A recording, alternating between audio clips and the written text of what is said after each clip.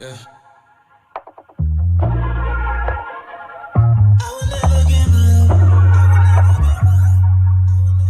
Yeah.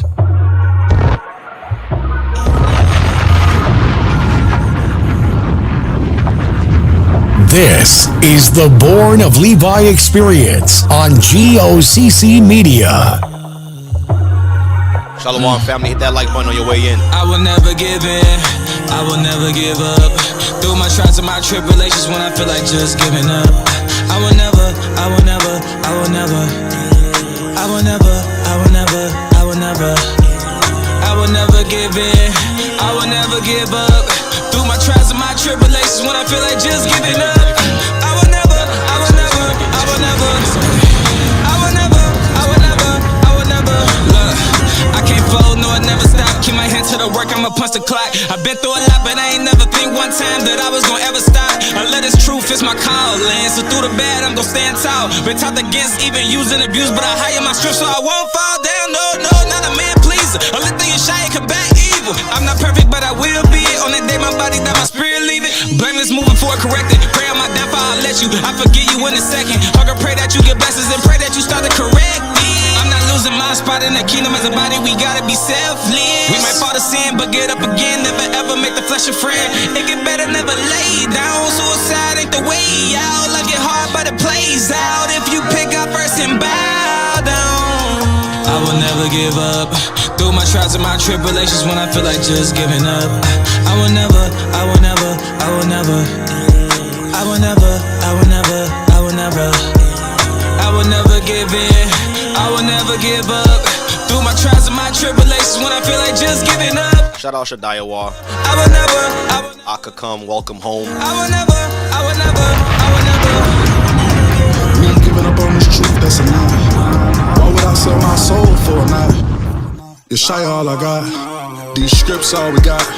We gotta build each other up to the top. Gotta watch them demons creeping and watching.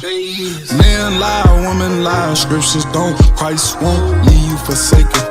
He's building a mansion in heaven for you. In heaven for you. Don't give up now, ain't no time for looking back. Can't walk with your head down. Them lawless and ungodly acts, time to go and cast them down. Look inside yourself, that's where the kingdom is. We walking forever in this. I will never give in, I will never give up. Through my trials and my tribulations when I feel like just giving up. I will never, I will never, I will never. Yes. I will never, I will never, I will never. Yes, yes, yes. I will never give Welcome back, family, to the Born of Levi experience here on G.O.C.C. Media. I'm your host, Deacon Hazak. How we all doing? All praises be to the Most High. Family, if I'm coming in nice and clear, please drop a quam in the chat for me, please. Let me know that I'm coming in nice and clear. And I know it's a real early start, so I really need y'all help. I'm really going to need you guys to hit the like button, share the content, right? All praises be to the Most High. All praises, all praises. This is the Born of Levi experience on G.O.C.C. Media. Yes, yes, yes, yes. Welcome back, brothers and sisters, to the Born of Levi experience. Thank you guys for hitting the quam or dropping the quams in the chat. Yeah, like I said, I know it's an early start, but you know, I got off work a little early today by the grace of the Most High. So I was like, you know what? Let me try to take in some of this sun. Like, if y'all could see, I got some natural sunlight coming in. Praise the Most High. It's usually dark when I'm coming on. But I said, you know what? Let me get in nice and early. I know a lot of people is getting ready to travel to the Royalty Summit. Excuse me. Turn this off. Right? And I, you know, traveling mercies to everybody right now who is heading out to Georgia right now for the first annual G.O.C.C. Royalty Summit, right? And brothers and sisters, it's not too late for you if you would like to partake in the festivities. Let me put this on the screen for you guys. So if you would like to also partake in the Royalty Summit, just go to GOCC royaltysummit.com. That's GOCC royaltysummit.com. GOCC.com, and you can purchase your event. If you're traveling there, I mean, if you bought your ticket like right now to fly out, or if you're driving out, right, you can purchase your tickets on the website. See, attend in person. Or if you're going to be like me this go around and you're going to enjoy it from the comfort of your own home, right, you can also do it. You can attend virtually. So you could go to the website and you can pay for the view, pay per view, right? So brothers and sisters, is not that costly. I think it's about $17 once you round everything up. I'm going to be in attendance, definitely going to be in attendance virtually. I hope you are too. So the Royalty Summit. So once again, shout out to everybody who's heading there, who's performing. May the Most High and Yeshaya be with you guys on your travels. And have a great time, man. Do it for the kingdom. Do it for the kingdom. Do it for the kingdom. Right. So like I said, it's an early start for me today. And I don't want to waste no time. You guys see the title, God's Plan. And this was on my spirit. And this is why I wanted to play that song. That song was so fitting for the topic. And for those of you guys who want to know what the name of that song was, the name of the song was Never Give Up by Shadiawar featuring GOCC. And once again, welcome home to the GOCC. All praises be to the Most High. Let's get it, right? So that song was so fitting because it's like every day we're on this hamster wheel called life. And I know a lot of you guys maybe, will be able to agree with me. And I don't want to be long-winded because I want to go straight into the scriptures just to show God's plan for us. What is his plan for us?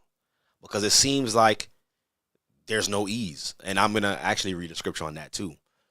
And it's like every day we're on this hamster wheel called life. Every day. It's like a bad nightmare that just won't end. You ever seen one of those movies where the character is sleeping and every time he wakes up, it's the beginning of where he left off the night before or the day before? And it's like a repeat of the same recurring nightmare. And it seems like that for us. And I thank the Most High for, this word. For Christ, which is the truth. Christ is the truth, right? Understanding our identity is one thing, but understanding Christ and what he really means for this movement, what he means for us, what he means for our people, not just our people, but people throughout the four corners of the earth, all people. It's soothing, understanding the prophecies, understanding what's to come, but the enemy is doing a great job, right? The enemy is doing a great job to keep us frustrated, to keep us worried, right? To keep us angry, upset, always on the go. Like, I mean, you don't even have time to even sit down and think, scratch your head, right? But all of this is for a reason. And some people might say, what is the purpose of all this? Why we got to be going through this? Why can't we just be where we know we should be?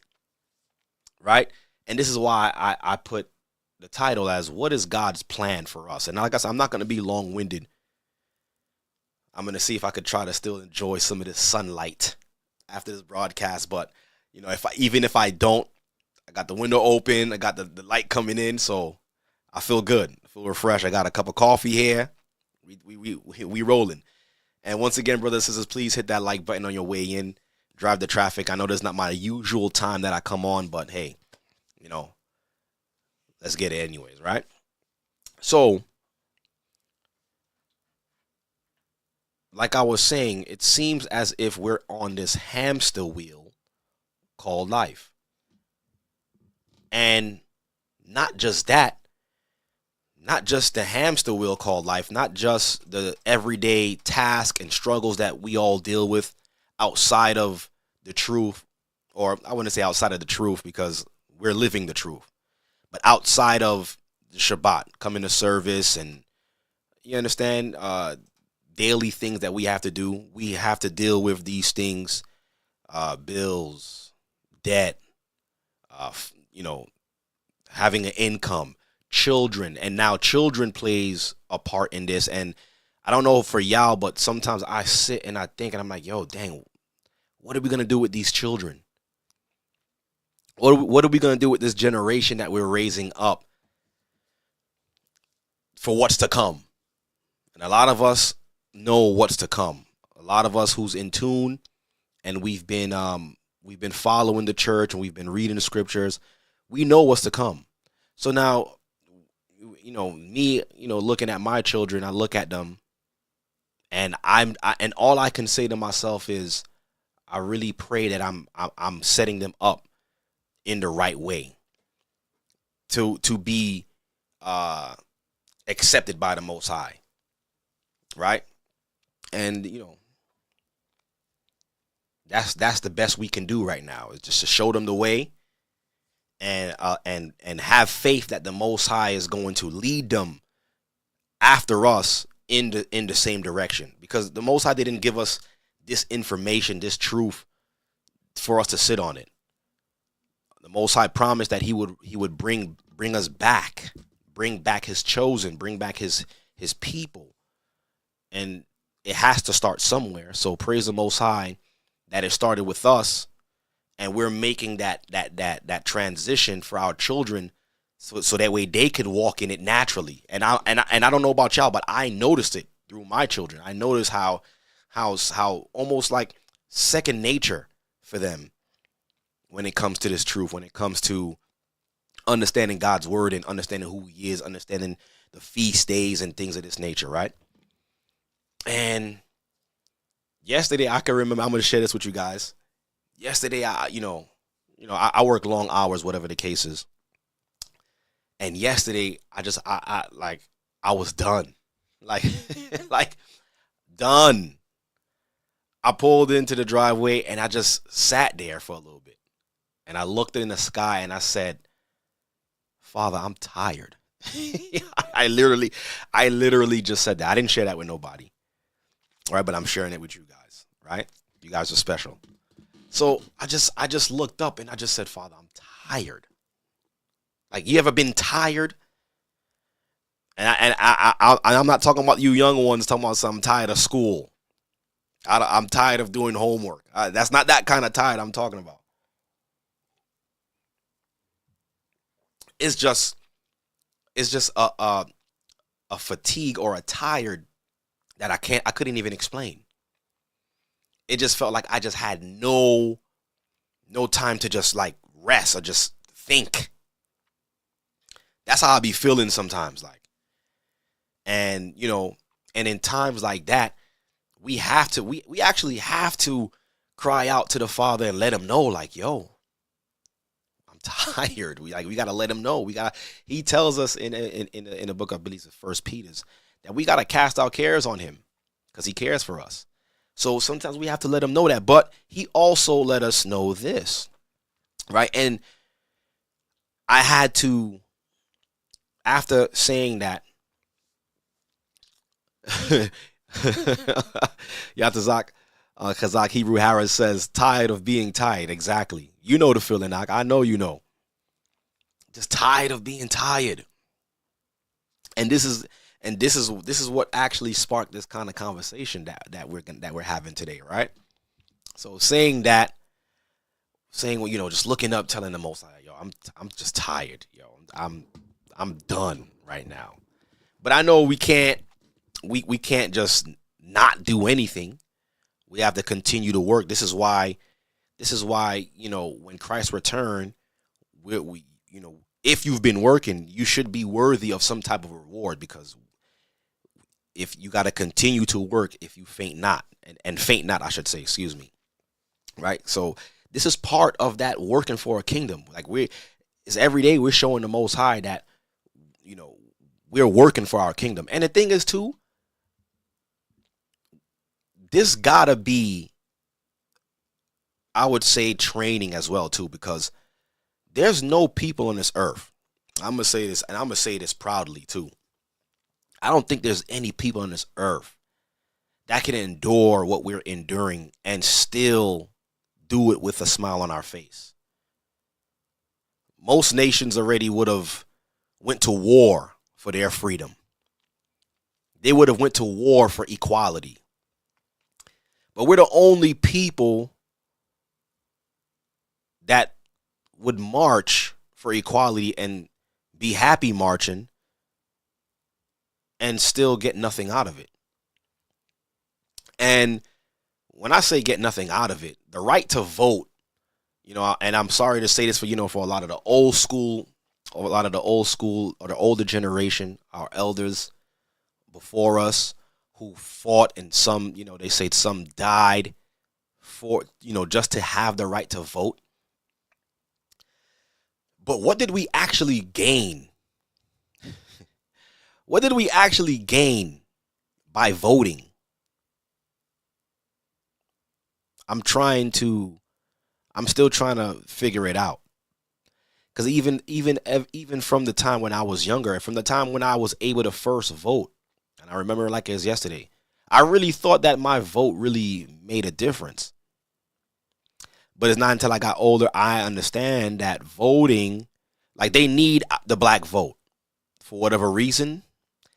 Maybe is that they need a consensus to see how much of us is still under the control. Maybe they need our energy, because our energy is something that's real. So what did we really gain by being allowed to vote in this country? And when we look at our neighborhoods, what are they even fixing for us? Like, what are they doing for our people through our votes? And matter of fact, I was going to save this, but since I'm talking about voting,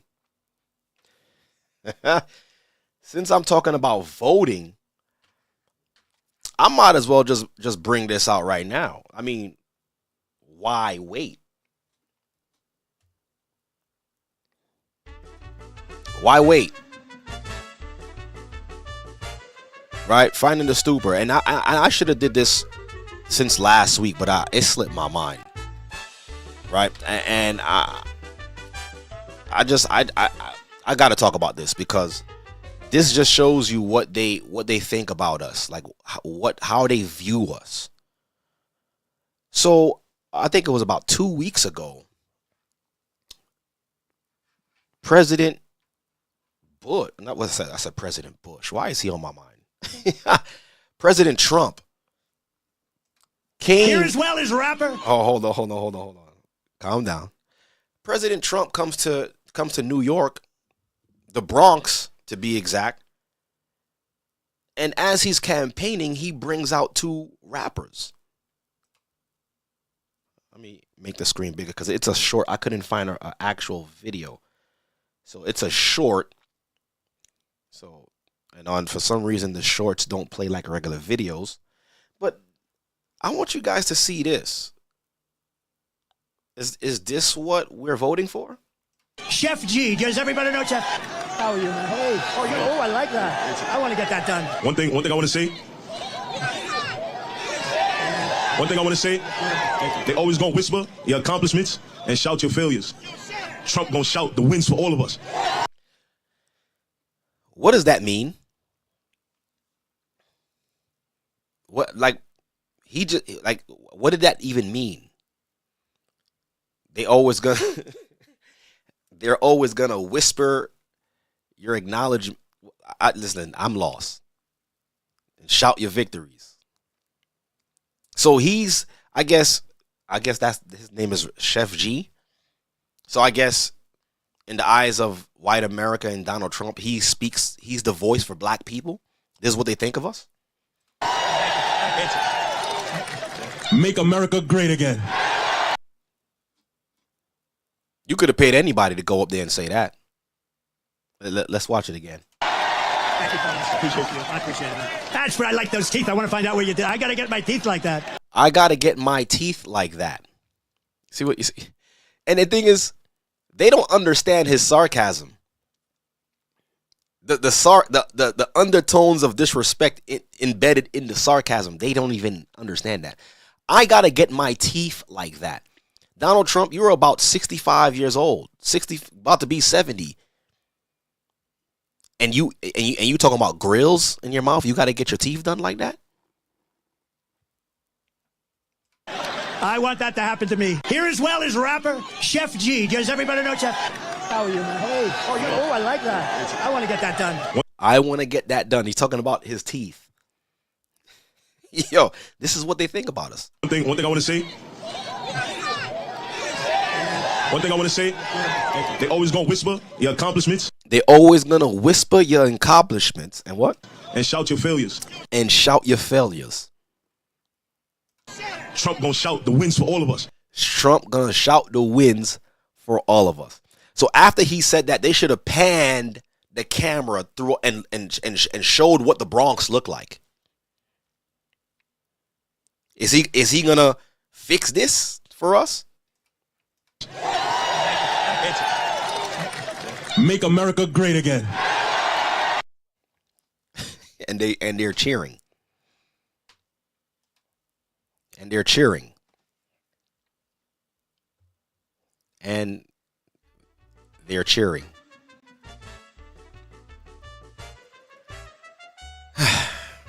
They're cheering. So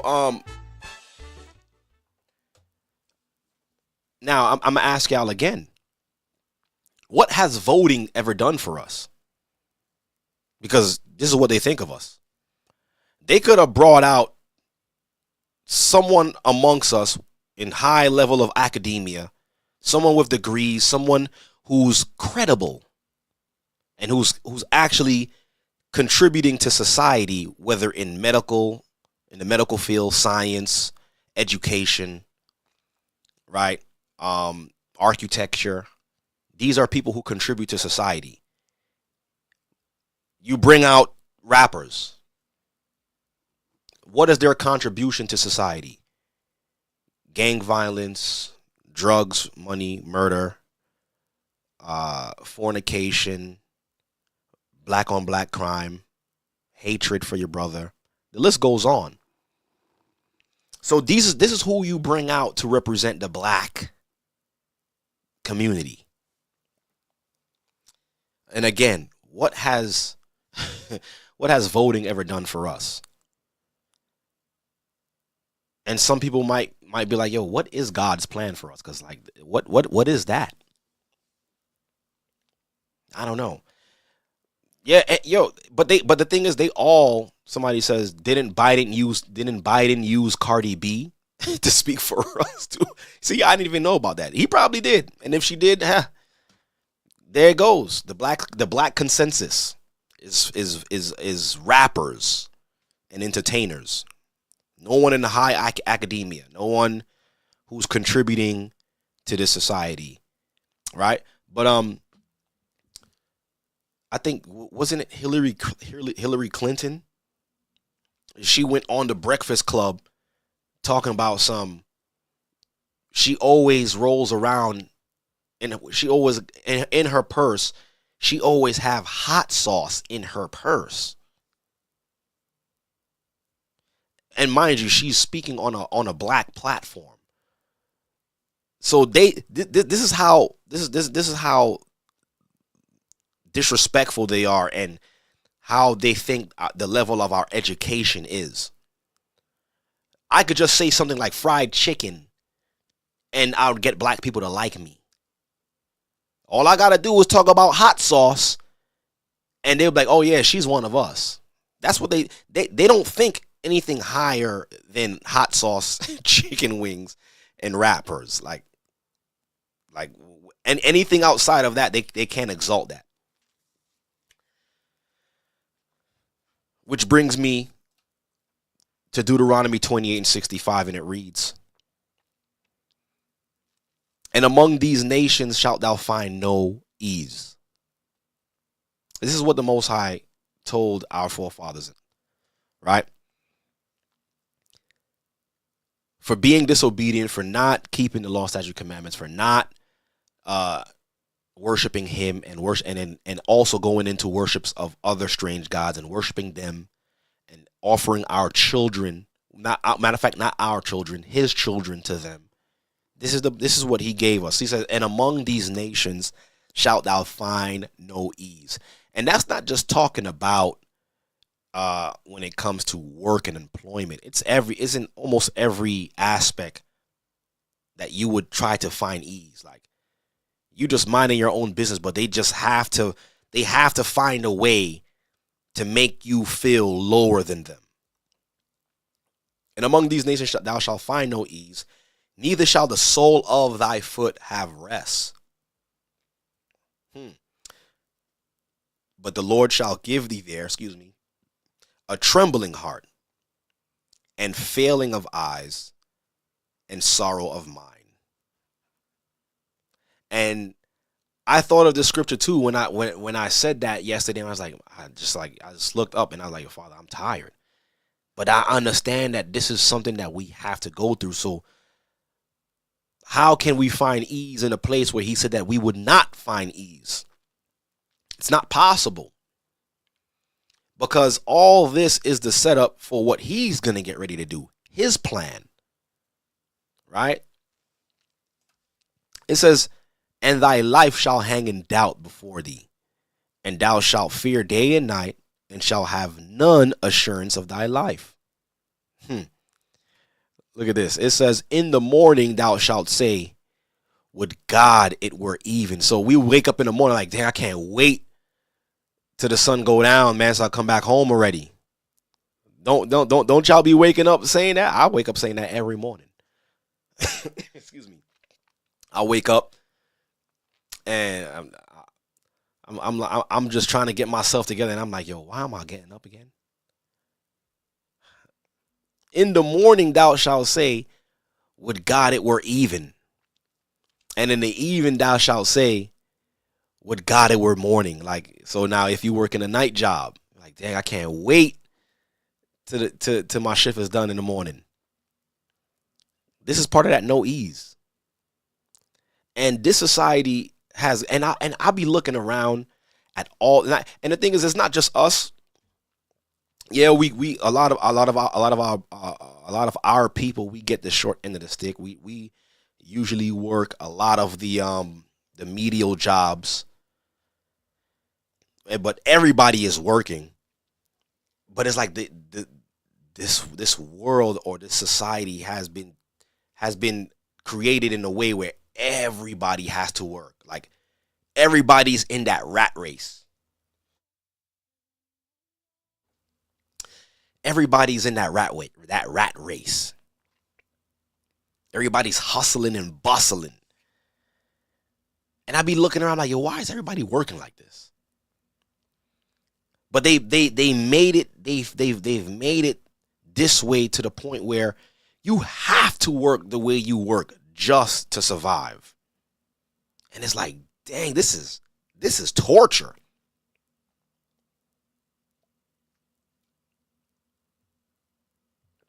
It says, in the morning thou shalt say, would God it were even. And at even thou would say, would God it were morning. For the fear of thine heart, wherewith thou shalt fear, and for the sight of thine eyes, thou shalt see. Excuse me, I got this annoying cough. I'm so sorry. Right? So, the Most High already told us that we would not have any ease amongst these nations. But did the Most High intend to fully destroy us, or is this a teaching moment? Because if we were supposed to be fully destroyed, he would have done so already. And he would have not have revealed his name to us. He would have not have shown us Christ's truth, who Christ is.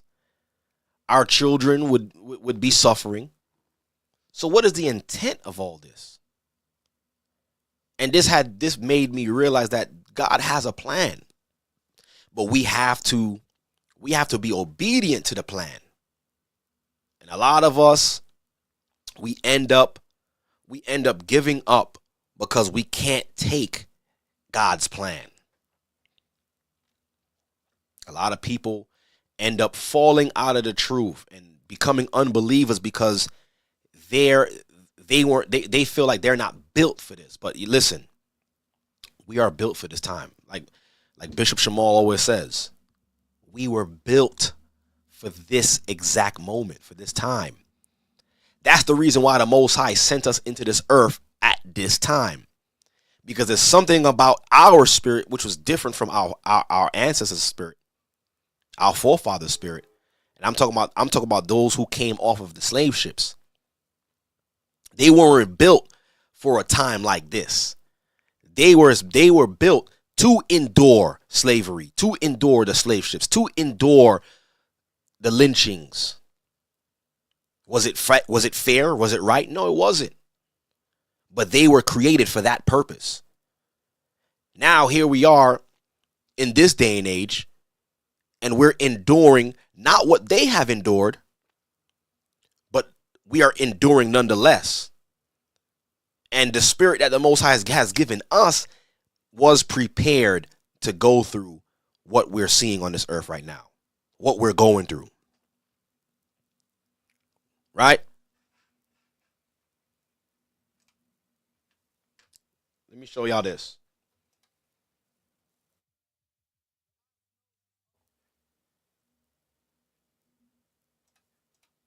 Let me show y'all this.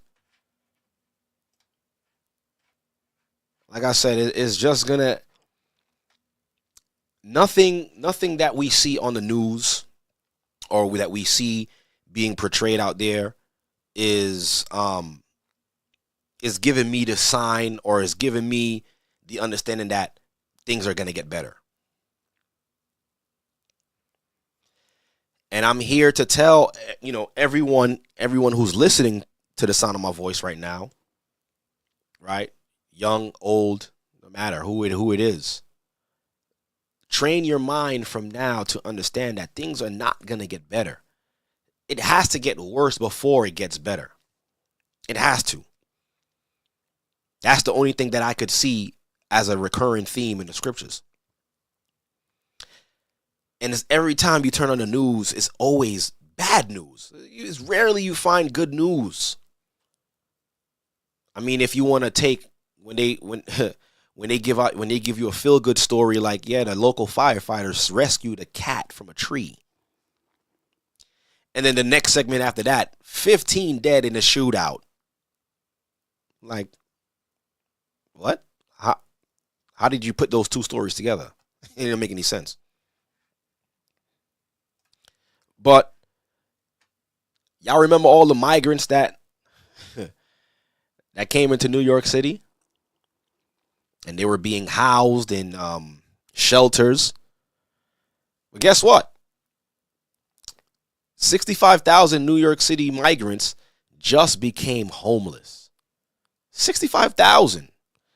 And brothers and sisters, if you've been in New York City is really not big. It's not until you leave New York City and you come back inside, you really realize how tight the city is. How small New York City is. It's really not a big city. They call it the Big Apple. Yeah, it ain't no Big Apple. Compared to other states, New York City is really, I'm talking about the 5 boroughs. It's really small. It's congested.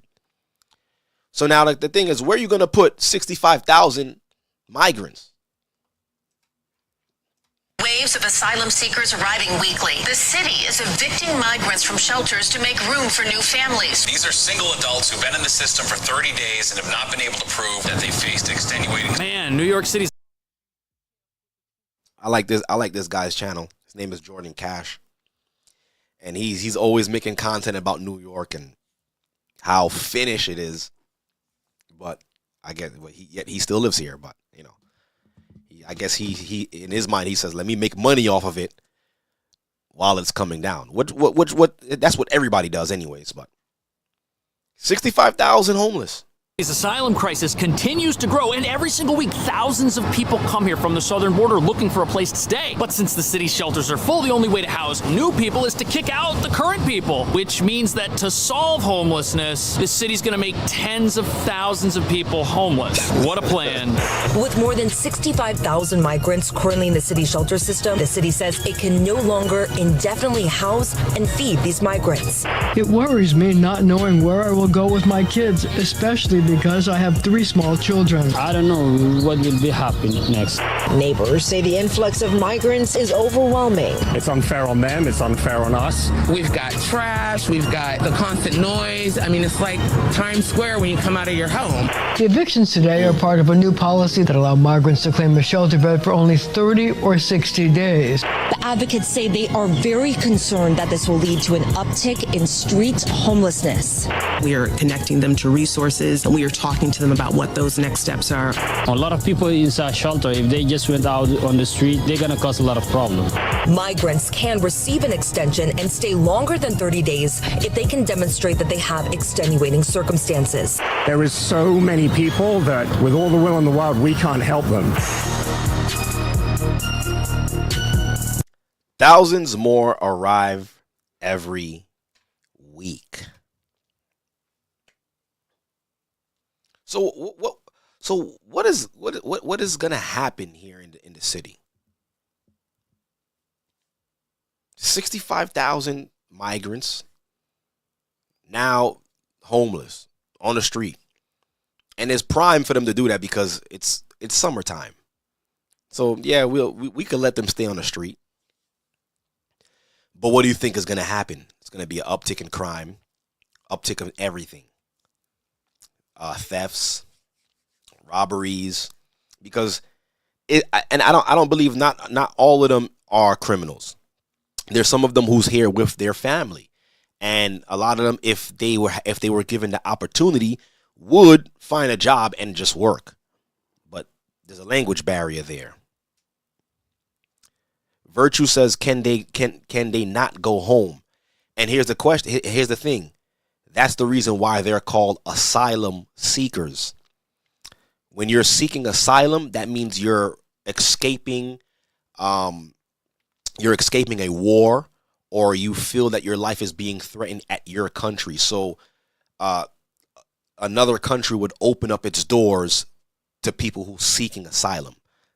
So basically, a lot of the migrants are here seeking asylum, right? Majority of them.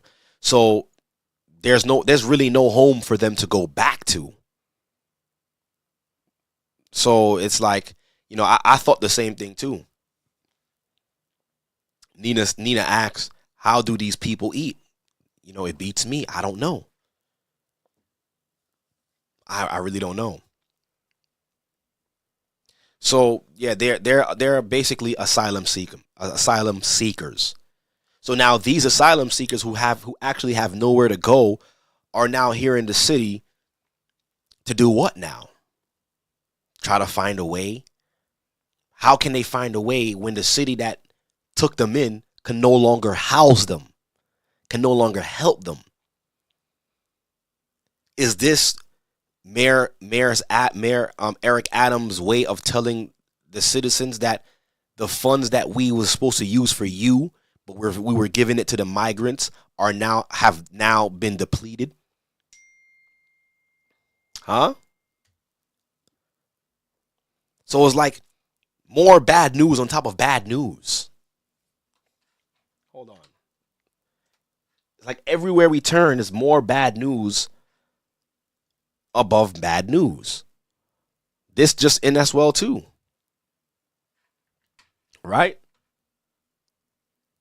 Iran's president has died in office. So basically, he suffered from a plane crash or a helicopter crash, excuse me. Right? Video shows the aftermath of the helicopter crash that killed Iranian President Ibrahim Raisi and Foreign Minister Hossein Amir Abdullahian.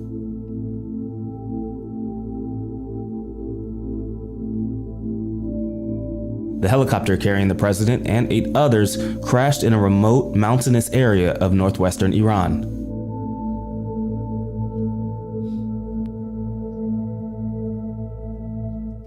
Now the thing is, okay, so that happens, right?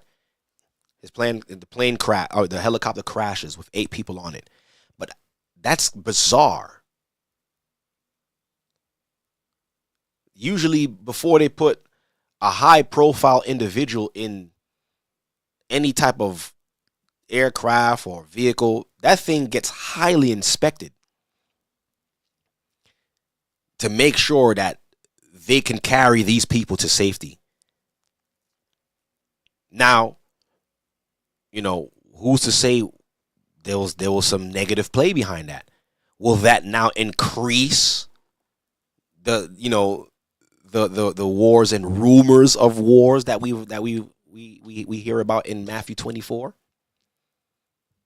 And it's like more bad news on top of bad news, because we don't know what's going to come from this.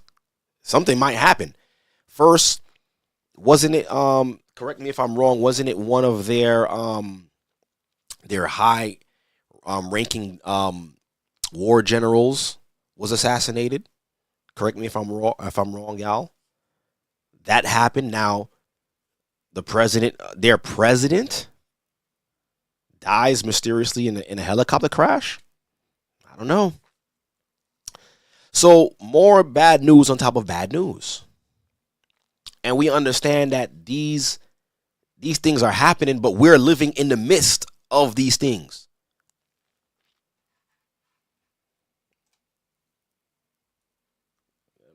I don't want to get that. Let me read this with you guys.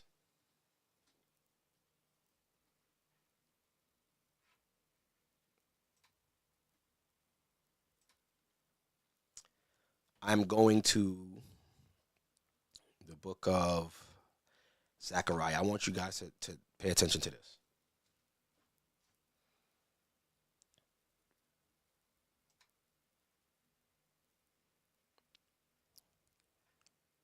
Look at this, right?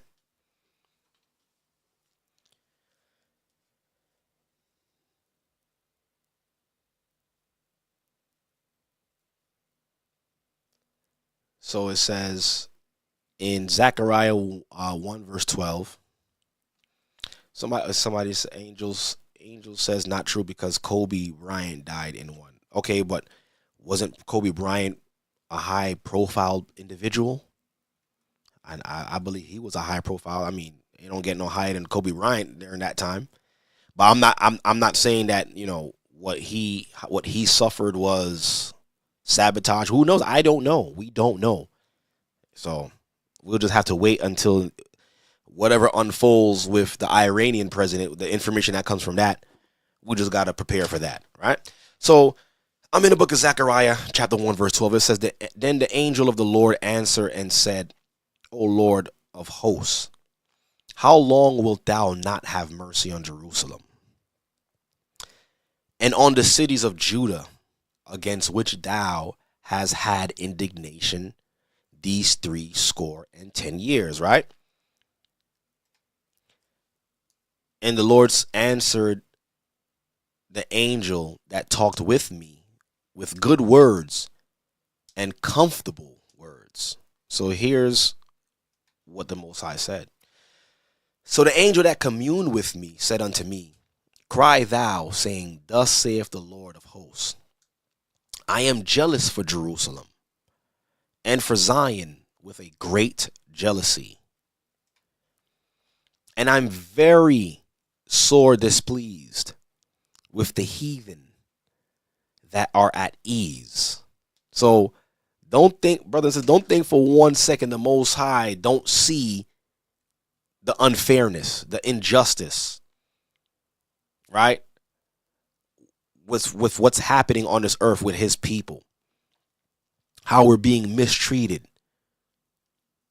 We're taken advantage of. Used. Abused. But yet, the other nations, they live in at ease. The other nations, they have nothing to worry about. Their children could eat at night. They go to the best schools. They have the best living arrangements, right? So the Most High said, and I am very sore displeased with the heathen that are at ease. For I was but a little displeased. And he talking about he was a little displeased with us. He said, but I was a little displeased, and they helped forward the affliction. So the Most High didn't intend for them to overextend his displeasure towards us. That's what they did. They had a certain limit that they could go in our affliction. But they was like, nah, you know what? Let's go above and beyond that. Let's make it to where that they can't even survive. And you know what's crazy? They probably looking at us like, yo, how are they surviving? For some of us, what we make in a year, some of these people make in a day or in a month. And they look, and I know they sit back and they look at us and like, yo, how are these people even surviving? I would have deleted myself long time ago if I had to live like this. And this is how I know our people is resilient. This is how I know the Most High has given us a different kind of spirit. Because let it had been to other nations, they would have taken themselves out long time ago. This is how we could see that how merciful the Most High is. And sometimes we need to not look at what it is right now, but look at the bigger picture. Look at what he's going to do. So we see here the Most High is displeased with the heathen because y'all living comfortable and y'all over afflicting his people. Therefore, thus saith the Lord, I am returned to Jerusalem. Look at that. Now we understand why he has given us this truth, why he has given us this information, why he has given us the understanding of prophecy to comfort us, to let us know that, yo, it's almost done. Just a little while longer. Look, I'm going to show you through the scriptures. It's very comforting when you read these scriptures, when you actually understand God's plan. It makes more sense because there's a lot of people out there who are frustrated right now. They don't even understand left from right. And they blame God because they don't understand. But instead of them trying to seek the Most High to find the information, they grow bitter within themselves. And that bitterness translates outside of them, and it shows towards other people. That's why you have so much. That's why you have so much crime and hatred and all wickedness amongst our people, because we're frustrated. They put us all in this box, and we gotta find room in a box where it can't grow. It says, therefore, thus saith the Lord, I am returned to Jerusalem with mercies. I want y'all to understand that. With mercies. And a lot of us really got to sit back and really soak in the mercy that the Most High has given us day by day.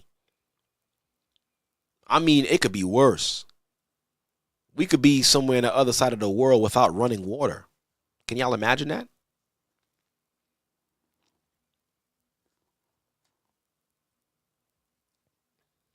He said, I am returned to Jerusalem with mercies. My house shall be built in it, saith the Lord of hosts.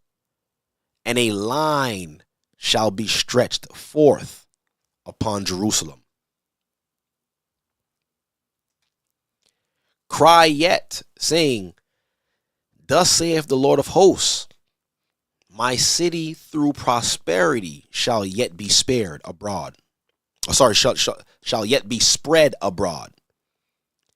And the Lord shall yet comfort Zion, and shall yet choose Jerusalem. So even though he's punishing us, and he told us, amongst these nations you shall find no ease, he still is preferring us. He still is choosing us. But the thing is, if you don't know that, if you don't know God's plan, then you're going to be frustrated with this life. You're going to be upset.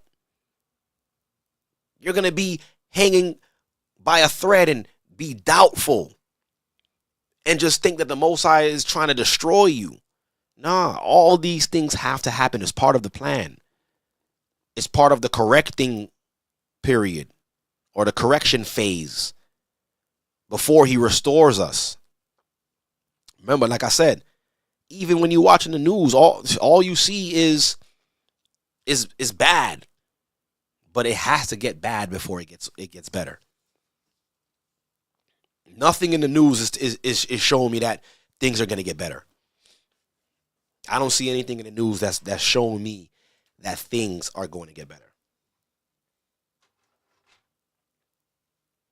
Let me read this last one. Let me read this next one. Look at this.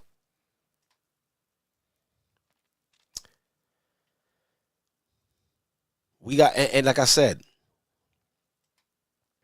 we have to put it in our minds that this is only for a while. It's not going to be forever. We just got to endure this. And it's like what the Most High said. He said, "You don't think I see? I'm displeased. I'm sore displeased with the heathen. I see y'all living comfortable. Yet my children are suffering. The people that's called by my name." So you don't think that the Most High feels away? Yes, the Most High does have feelings. And I always tell brothers and sisters this: if you really want to see how the Most High feels, if you want to know his feelings, read the prophets. Preferably Jeremiah, Isaiah. Right? You can really feel the Most High's feelings on how he feels on certain. And yes, the Most High does have feelings. Why do you think we have feelings? But the thing is, he's not driven by emotion like we are. Right? He understands. He knows how to contain. When you think of temperance, he's like the ultimate version of temperance. Okay?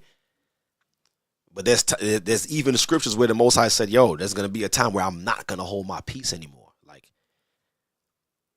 Like you slapping the same kid in the face every day in school. Boom! Every time you see him, you just slapping him, and he does nothing to you. But just best believe one day, that same kid you slapping every day, he's gonna snap. He gonna lose it, and you're gonna wish you never slapped him. That's the Most High. Okay? So let me read this with you guys too. I'm in the book of Jeremiah. Jeremiah chapter 49, right? Excuse me. Look at this, guys. I have to show y'all this. And like I said, if you want to know what the Most High feels or how he's feeling, read the prophets. Right? So I'm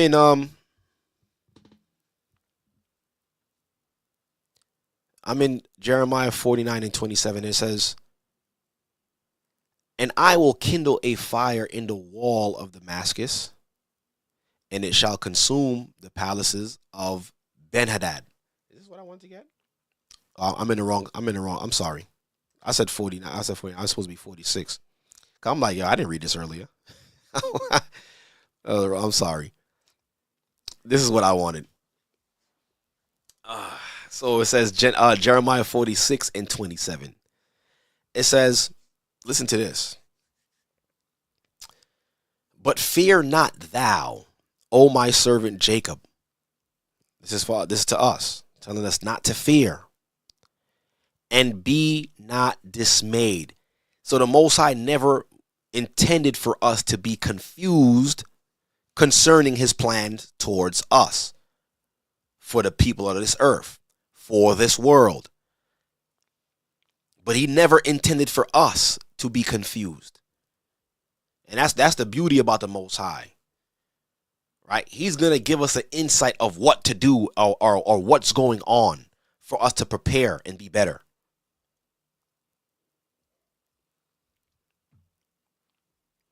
He said, but fear not thou, O my servant Jacob, and be not dismayed, O Israel. For behold, I will save thee from afar. And you see that word there, will? Words like will, shall, must. Those words are what's called absolutes. It's not maybe. It's not I'll think about it or I'm not sure. It's a stamp, absolute. So this is what you got. This is what we got to keep in our minds. That this is an absolute word that the Most High has given to us. He said, I will save thee from afar. And what? And thy seed from the land of their captivity. So now, like I was saying earlier, I was thinking about the children. I'm thinking about my children. I'm thinking about y'all children, our children. Like, yo, what the Most High is gonna do, like, for them? What their future look like? And there's one thing that I had to come to terms with, and I had to say to myself, and me saying this to myself made me 100% leave everything in the Most High's hands. The children that the Most High have allowed us to have, they're not our children. I gotta keep saying that. Mind you, all of the souls that were created was created in the heavens, was I believe in the 6th day. Everybody who was supposed to be on this earth was already created, but the Most High sends them in different eras. We just were chosen to come in now, and the children that He's allowed us to have through our loins and through the wombs of our wives or the woman. He allows that spirit to come into that womb. He sends it down. He controls when life comes into the earth and when life leaves this earth. And it also tells us that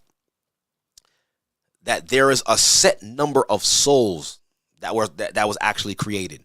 And there's a set number of souls that actually have to enter into this earth. And there's nothing that any of us could do to stop it.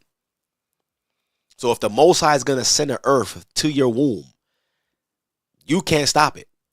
If it was ordained for that soul to come in, it's coming. I'm just going to leave it right there. So, like I was saying, these children are not our children. They are His children. So He decides what happens to them.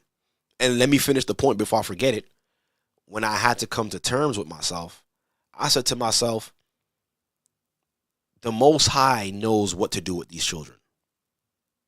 We may not know, but the Most High sent them to us to help raise them. But ultimately, He knows what He's going to do for them. So in actuality, if He knows and He sent the child, that means He's going to provide for it. Y'all understand that? That means the children that the Most High sends to you, and you become their parents. If He sent that child, well, not if, He sent that child into the earth through your loins, through your lineage, but those are His children. That means he's going to provide for those children. He's going to have everything that you need for that child to survive because they're his.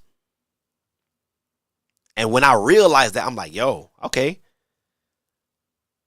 Let me just start having more babies. No, I didn't say that.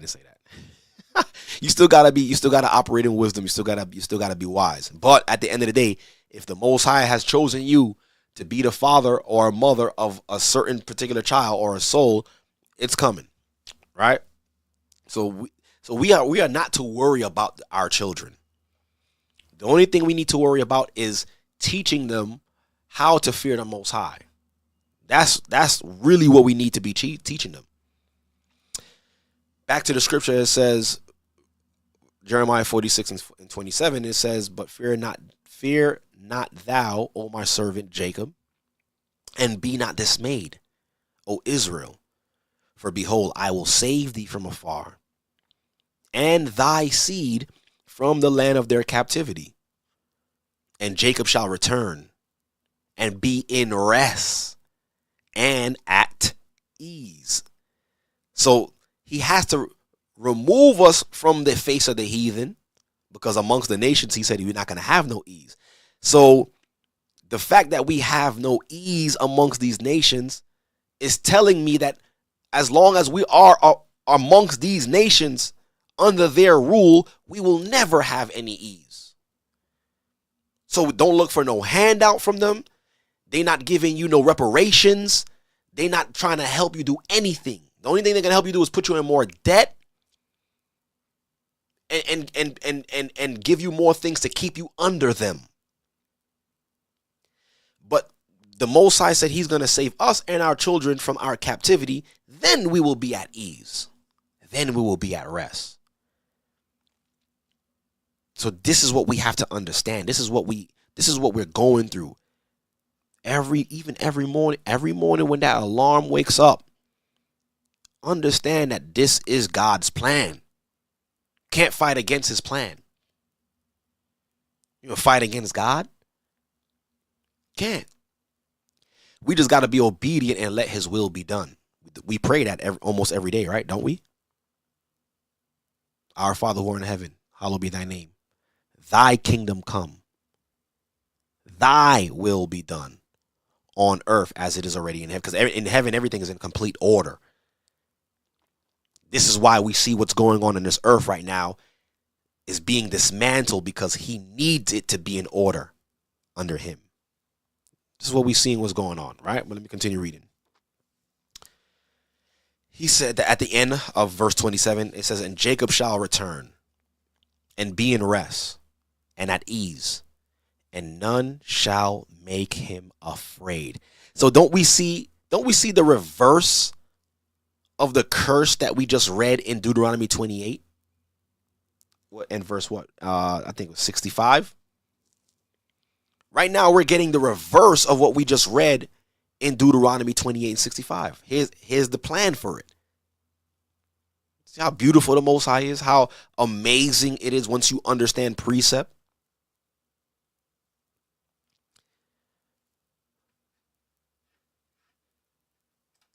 Verse 28. Fear thou not, O Jacob, my servant, saith the Lord. For I am what? I am with thee.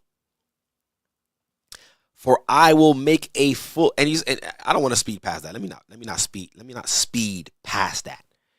He said, I am with thee. You know what it is when someone is with you? I mean, they're side by side. I mean, they're with you every step of the way. So everything that you're going through in this life, best believe he's with you through it. And he's ordained you to go through it. And he knows you're strong enough to endure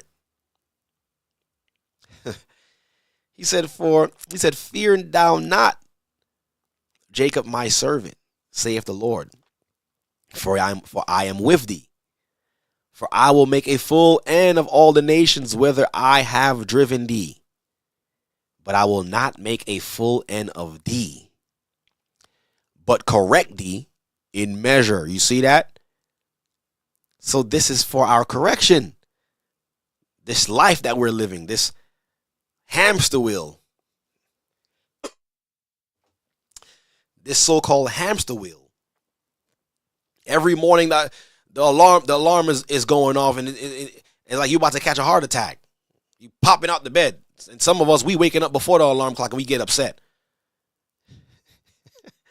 You set the alarm clock for 5 o'clock. It's 4:58 and you wake up and you're like, oh, you try to get the last 2 minutes of sleep. Y'all know y'all be doing that. Try to get that last 2 minutes. But the Most High said, but I will correct thee in measure. Yet will I not leave thee wholly unpunished. So when he says, leave us wholly unpunished, because some of us might be saying, I didn't do anything to deserve these curses. Hold on. Where am I? Okay. Some of us might be saying, I ain't do anything to deserve these curses. Why I gotta go through this? I didn't do nothing. I didn't do this, but yet we are suffering. We're going through the chastisement because why? It's in our blood. It's in our DNA. The Most High said, visiting the iniquities. He visits the sin of the fathers upon the children unto the third and the fourth generation of them that hate me. Some of us is first generation coming out of that. Still got 2, 3, 4 more generations, right? But praise the Most High for Christ's blood, for repentance, for baptism, for forgiveness of sins. Right? So the Most High said, I will not leave you wholly unpunished, meaning he has to punish the whole nation. So if you're part of the nation, if you're part of this bloodline, if there's an ounce of Jacob blood in you, you have to receive of it too, because it wasn't just one person, it's the nation. That's why he said he can't leave us wholly unpunished, because we all have to receive of it in order for us to be at ease.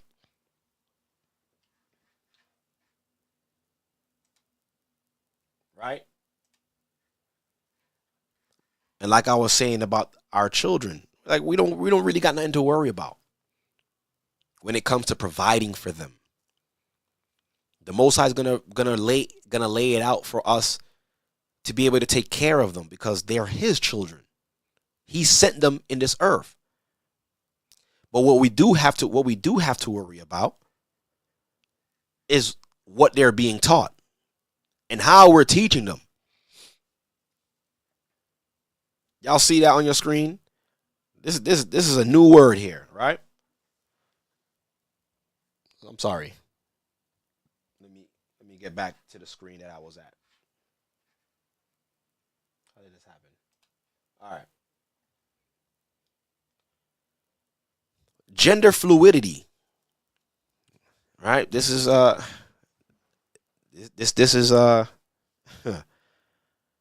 guess something that the heathen made up. They're always creating these terms to excuse behaviors. But hey, it's their society, so they can do what they want, what they please. So let's look, gender fluidity. This is what we have to look out for when raising these children. We have to understand. We have to be very mindful of their education, what they're being taught, what they're learning. Because why? Children are very impressionable, and the thing about children is, whatever you teach them, they're gonna hold on to that, and it becomes a way of life for them. And the enemy and the devil himself, he knows that. So what he does is he introduces these things to them in their impressionable years, in their adolescent years, when they're children in these schools going to learn something, right? He teaches them about gender fluidity. What is that? And believe it or not, brothers and sisters, this is the first time I'm actually looking up this definition. I never cared to look up the definition until today. But let's read it. It says, Gender fluidity. Okay, let's all try to understand it together. Gender fluidity is a non-fixed gender identity that shifts over time or depending on the situation. That's complete foolishness. So you mean that I could be one gender today, and depending, on the time period or the situation, I can change my gender?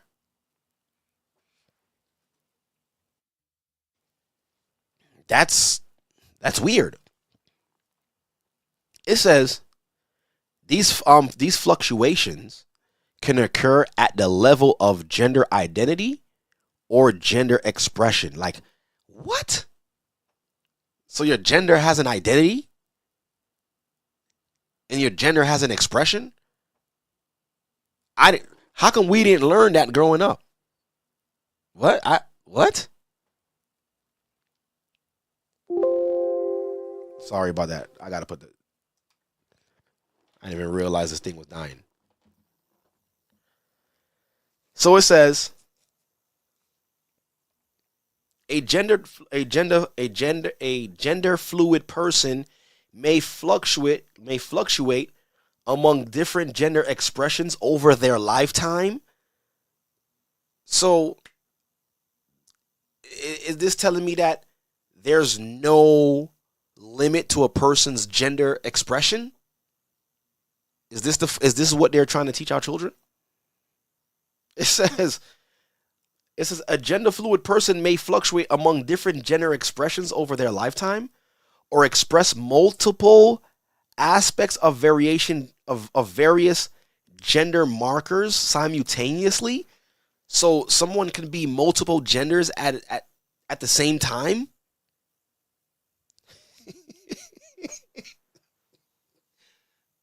Oh my God. These are the people that's ruling over us, man. This is what we need to be saved from. If y'all don't think we need to be saved, this is insane. Gender fluid individuals may identify as non-binary or transgender or cisgender, which means they identify with the gender associated with their sex assigned at birth. Gender fluidity is different from gender questioning.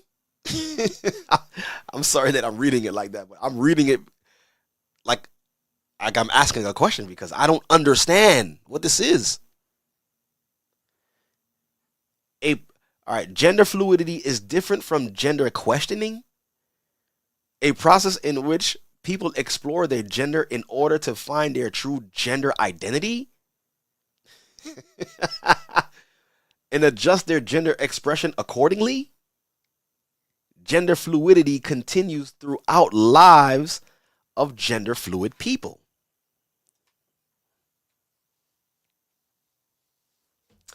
And this is what we have to protect the Most High's children from. That what I just read right there, that's what we have to protect them from.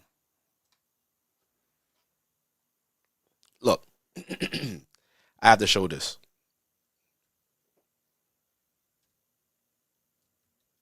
This is what we have to change. We have to protect our children from.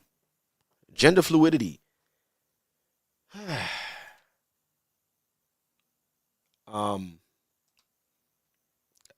just learned something new. I never had the need to go into the definition.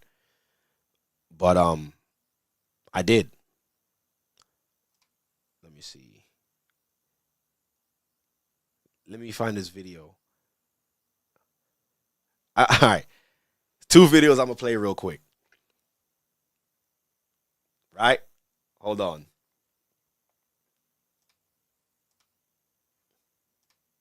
Both on Instagram. This is what we got to protect our children from. Non-binary guess is triggered when host decides to use correct grammar.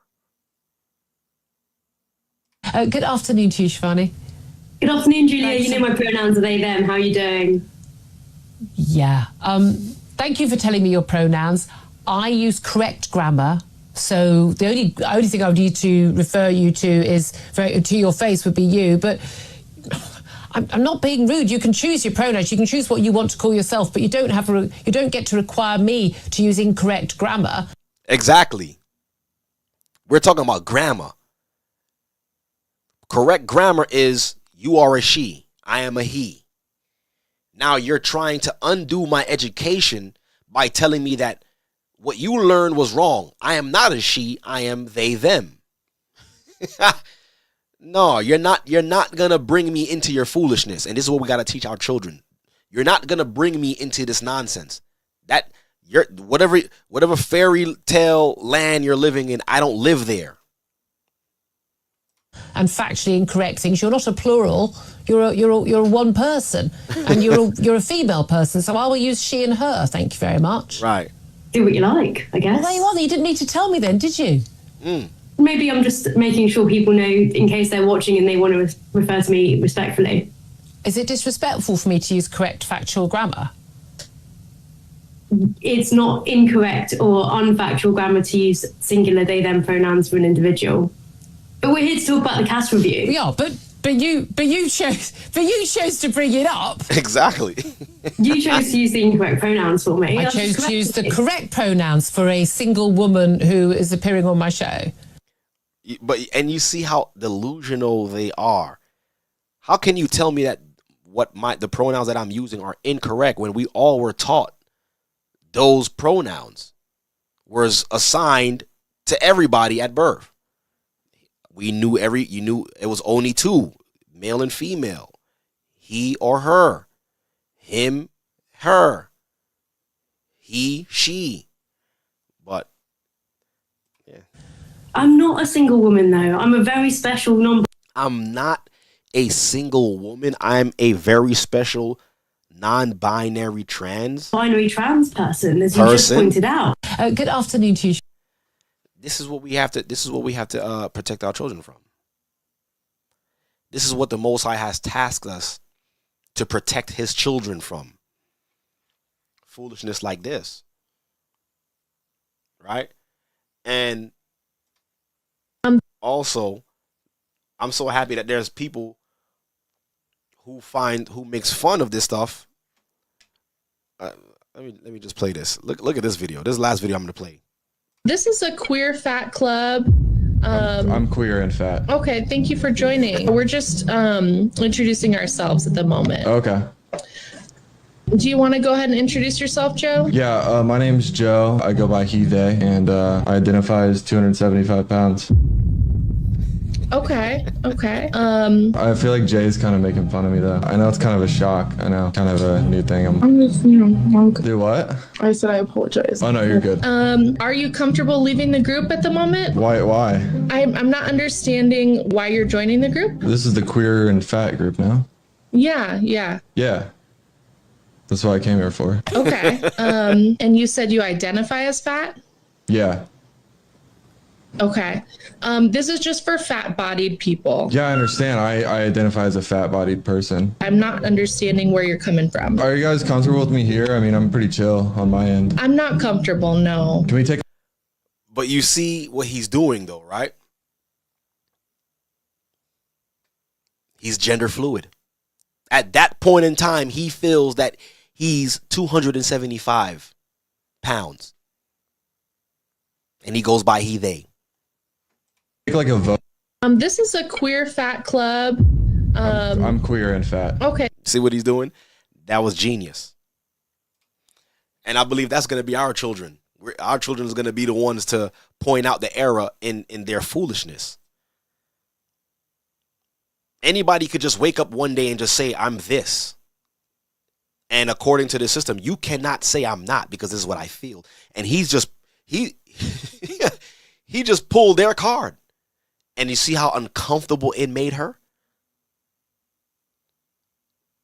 So they only use those labels when it's appropriate for them.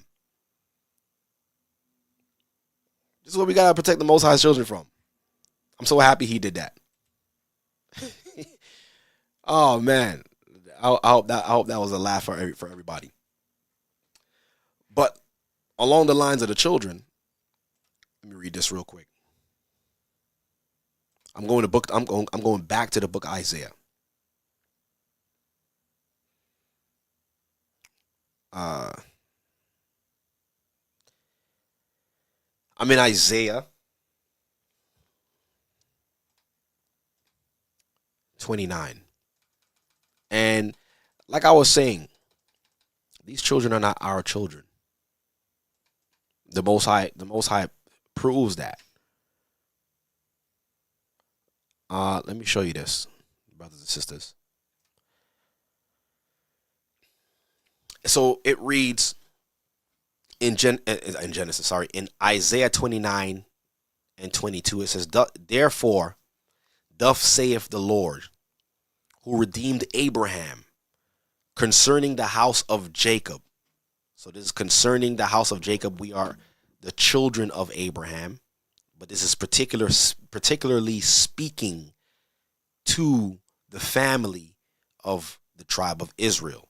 Although many nations came out of Abraham, this is specifically towards Jacob. Right? It says, I'm reading it again. Therefore, thus saith the Lord, who redeemed Abraham concerning the house of Jacob. It says, Jacob shall not now be ashamed. So there's going to be a time where we're not going to be ashamed anymore. Right? No one is going to be able to put us down, talk bad about us, make us feel crazy because we want to follow the Most High's laws, statutes, and commandments. Right? No one is going to be able to fix their mouth ever again and say, you guys are not God's people. The Most High promised, he says, Jacob shall not now be ashamed, neither shall his face now wax pale. But when he seeth his children, look at this. This is what I wanted to end it with this right here. This scripture right here. It says, but when he seeth his children, the work of mine hands, in the midst of him, they shall sanctify my name and sanctify the Holy One of Jacob, and shall fear the God of Israel. So not just all of our children, Jacob's children. So we're talking about Jacob's children and all of the children that comes out of us. The Most High says all of our children is the work of his hands. It's his children. He sent them to us. It said, but when he seeth his children, the work of my hands, in the midst of him, they shall sanctify my name. You see that? His name. And sanctify the Holy One of Jacob, and shall fear the God of Israel. They also that erred in spirit shall come to understanding. So the Most High promised that he would start correcting us. When we did things in the spirit and we didn't understand, we didn't know, he would cause us to understand the errors. You see, and he says, and they that murmured shall learn doctrine. And he's doing that right now through us. So we're seeing what the Most High is doing. This is the Most High's plan, is to also present us and our children back to our father Jacob. He's gonna see us like, yo, look at all my children. And even when we look at our children, the Most High is showing us like, these are the works. This is the work of my hand. It's a beautiful thing when you understand what the Most High is doing. So yes, we do have to protect our children from these weirdos and these freaks. We do have to. We do have to sit down with them and teach them the law, statutes, and commandments. We have to. It's important that we do so. Because why? There's a war against them that's trying to snatch up their innocence before they become adults. And what do you think that's going to do to them when they become adults? They're going to walk away from the Most High altogether, like how we see the rest of the people right now in the earth. Godless, immoral. So what is God's plan? We just read, I just showed you throughout the whole scriptures, God's plan.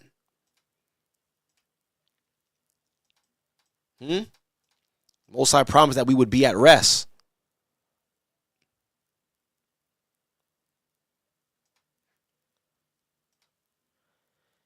Isaiah 11:4.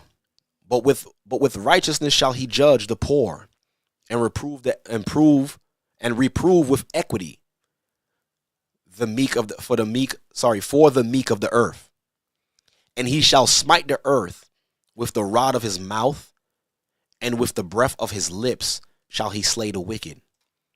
And righteousness shall be the girdle of his loins, and faithfulness the girdle of his reins. The wolf also shall dwell with the lamb, and the leopard shall lie down with the kid, which is a goat, and the calf and the young lion and the fatling together, and a little child shall lead them. So ferocious beasts will become calm and docile, gentle creatures. And it says little children will be able to lead them. That's in the kingdom. And the cow and the bear shall feed. Their young ones shall lie down together. So all of them, so creation will go back to its original state once God's plan is fulfilled. And the lion shall eat straw like the ox. And the sucking child shall play on the hole of an asp. And an asp is a ferocious creature. You probably say like a dragon or something, or I would say like a venomous snake. Okay, and the weaned child shall put his hand on the cockatrice den. So that's a fierce creature, and we'll be able to play with our children. Will be able to play with ferocious creatures that would bite them or poison them. They shall not hurt nor destroy in all my holy mountain, for the earth shall be full of the knowledge of the Lord, as the waters cover the sea. So we see the plan of the Most High. Praise the Most High that let me clap this up. All praises be to the Most High that we understand his plan. It's a beautiful thing. It's a beautiful thing to understand his plan and to know what he has in store for us. Even though this life this life may feel like it may feel like a hamster wheel. It may feel like we just going around in circles.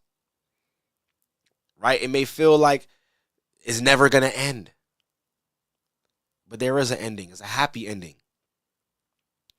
And there's a sure future for us. There's a sure plan for God's people, Jew and Gentile alike. Right? The Most High has a sure plan. We just have to follow it. Got to follow the plan. But it's and another thing too. It's okay to voice your opinion to the Father. It's okay to speak to him and let him know how you're feeling. But understand that we're going to have to work. It's not going to be a cakewalk. And understand that for this time that we're living, we were all built for it. It don't matter what they're showing you on the news. it don't matter their plan against us. Scripture tells us no weapon formed against us shall prosper.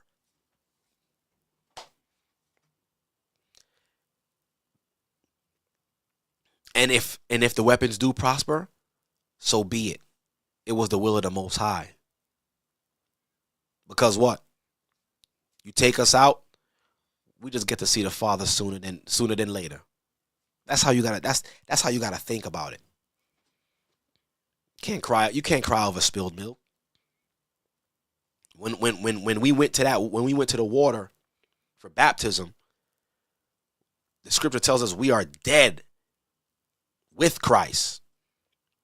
So our life is not even ours anymore. That's why Christ said, whoever tries to hold on to their life, try to gain their life, shall lose it.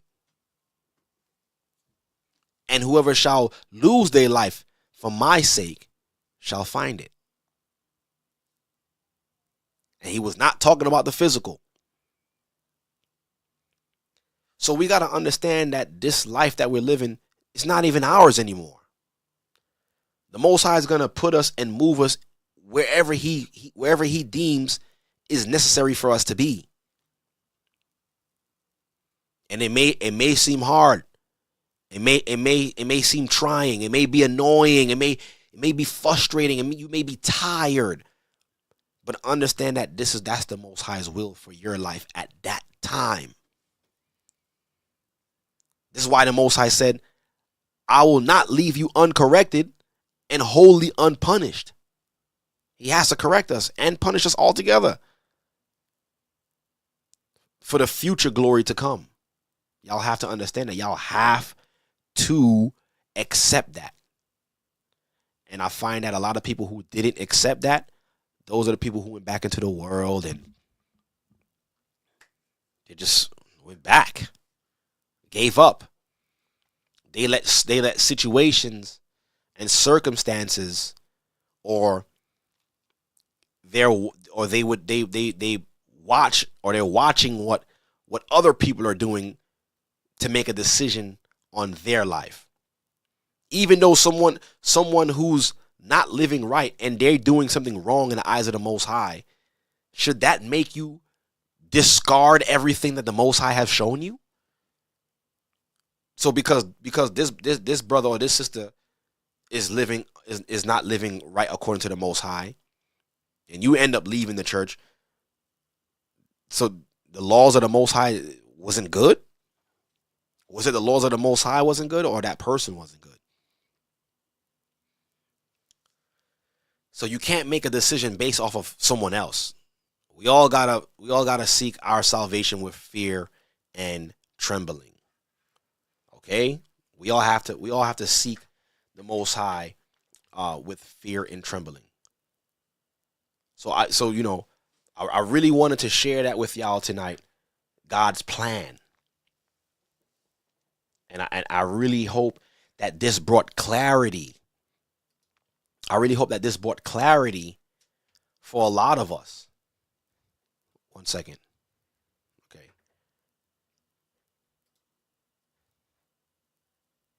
I really hope that this brought clarity and gave us all some a level of relief.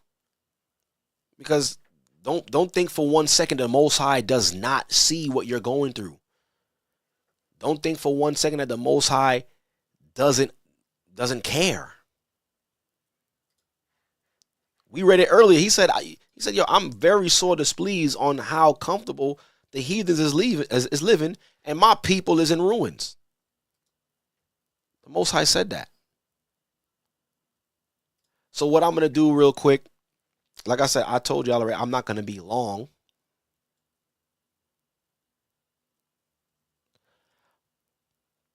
What I'm doing right now, I'm putting the Zoom link in the chat, and I'll open it up.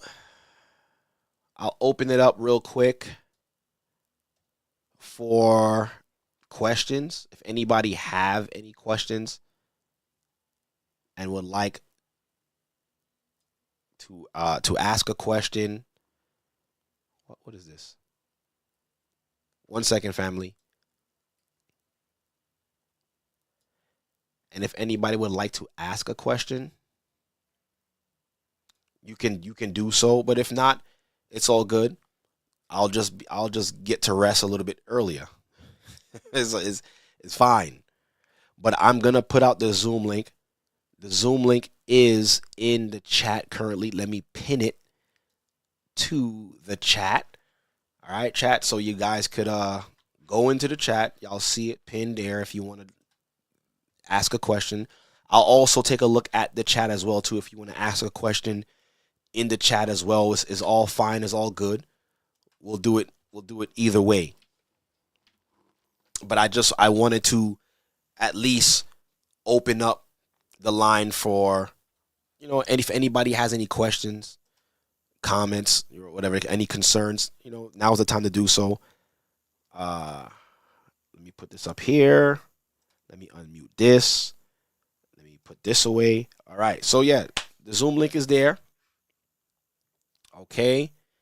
And once again, for those of you guys who are traveling right now to Augusta, traveling mercies to you all. I pray that the Most High, through Christ, allows you guys to get there safely, and then it's a blessed, fun-filled event, and you guys have a great time. Please take a lot of pictures. Take a lot of pictures and just have a good time in the spirit of the Most High, and let's show the world what the Most High could do with a people with little, who came with nothing. All right, so I got Chris. It's Chris, right? It's Kayum? Yes, shalom. Yes, sir. Yes, sir. What's going on, Ak? Shalom. All praise. Yes, sir. Double honors to you, Deacon Hazak. Double honors to you, sir. All praises be to the Most High. What's going on? Wait, yes, sir. You on your way to Augusta? You already there? Oh, no, I'm not gonna be. I gotta. They got me working. I just got hired to loss prevention. Nice. Yeah, they hired me on full time. So I'm working that 3 month in process. Okay, all praises, man. Doing the thing. Yes, sir. Deke, Yes, this is a wonderful lesson and very, very needed and very timely. Like, it's just wonderful how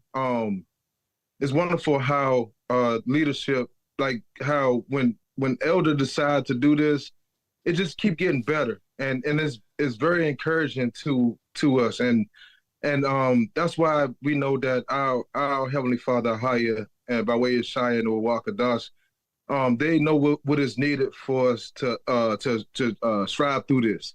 And it's like sometimes I wanted to say, like, as far as when you talk about the children. Now, when my son passed, Deacon, I know personally that like when you said that the Most High, he takes the children belong to him. So I'm sorry to hear about the passing of your son too. Sorry about that. Oh yes, sir. They go directly to the heavens, and he protects them. And I witnessed that, Deacon. So it's like it's a wonderful thing to have a power like that, a creator like that, and it's so good that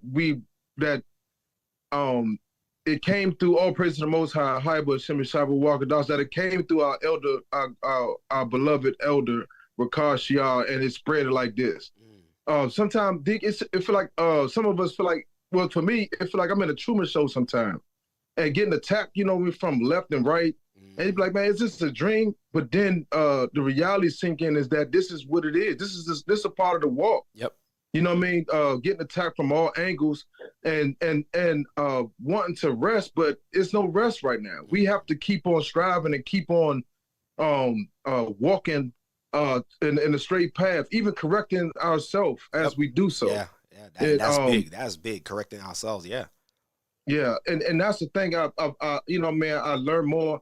Even going through what I'm going through, it's like, it's like what Elder Rawchaa said. He said, man, like, can we all, he's been saying this for a while, and I just hope the church really grasp that we need to be like these little children and be forgiven and love each other.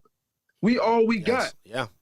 You know what I mean? We don't have nobody else. This world hate us. Christ said that. He said that if the world hates you, no one hated me first. So how can we have any, fix our heart. If we have anything against our brothers or sisters, fix it. Yeah. Fix it now, because that's not getting in the kingdom. And the one scripture real quick. No, go ahead. Real quick. Wanted to go to Philippians 4:4. No, I'm sorry, Philippians 4:16. And this is a short one. And I'm sorry, let me get to it, because it 1 second. I'm gonna put it on the screen. And this real quick one, yes, sir. Is that it? Let me make sure. You said Philippians 4? Yeah, hold on. I'm sorry. 13. Yeah, Philippians 4:13. And it's just read I can do all things through Yeshua Christ, with strengthen me. And while thinking about what he went through, thinking about what Moses went through, what Paul had to go through, with Elijah being one of 450 by our worshipers, with Joseph, with all the things that they had to go through. Understand this: if we're going through something, it's because we're being tried and tested, like you just said. So we have to keep that zeal and that fire and that flame. Without this church, I don't know where I would be. I wouldn't be here without seeking a higher face. And it brought me here, and I love you so much, sir. I love this leadership. It's nothing like our leadership. We've been given the greatest. So we must have our ears to our leadership and our eyes to the world, and make sure that when we turn around, we don't look back like Lot's wife. Right. You know what I mean? And this is the joy that we have. And I pass on strength to this body with love, honor, dignity, because my loyalty belongs to the heavens, but I'm loyal to this church, and I love everybody in here. And that's how I go to the Sabbath, D. I'm going to always go to the Sabbath with love, and no matter what, I don't care what. This is my family. Like what Christ said, like, you know what I mean? When they asked Christ, said, why do your brother and your mother stand far from you? And he said, my brother and my mother wants to do the will of the Most High. Yep, and this is my family. I love you guys. And all praise to the Most High. All praises, my brother. All praises. All praises. Yes, sir, man. Yo, you hit it right on the head, man. We all we got. We all we got. And we all should be humbled and grateful to the Most High that he's handpicked, Christ handpicked each and every one of us to know him. And I always say this: out of all of the billions of the people that's on this earth, he's seen you, he's seen me, he's seen us. And it's not, and brother says it's not a light thing. It's not a light thing. We gotta hold on to what he's given us. We gotta hold on to this. And I'm telling you, the enemy is gonna try to wear us out. He's trying. I'm feeling it. We all feeling it. But understand, like we read earlier, the Most High said, I am with you. All praises. All praises, my brother Kayum. Yes, sir. Thank you for calling. And love you, sir. Love you too, my brother. Yes, sir. Shalom. Shalom. All praises, man. My Kayum. Yeah, man. And you know, I'm just so happy that I did this broadcast and the Most High put it in my spirit to talk about this, because sometimes we need that boost of encouragement. We need to know, and we need to hear what the Most High is thinking, what the Most High is feeling. And this life could beat us. It could beat what we learning out of our remembrance. Like we know the Most High cares. We know the Most High is taking care of us. But sometimes you going through certain circumstances and it make you forget about everything that you've learned. And sometimes you just need that refresher. You just need to hear the Father's voice like, yo, I'm with you. And that's why I want to do this. Someone asked, what if you have children and they were raised, I believe, by someone else? When you say raised by someone else, meaning I guess either you're gonna have to expound on that, because that could be the Most High's will as well too. What was the situation? You know? All right, what was the situation? So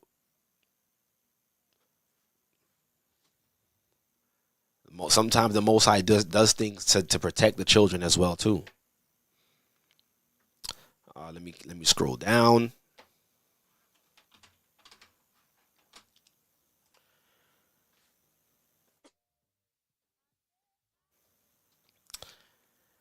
Let me scroll down.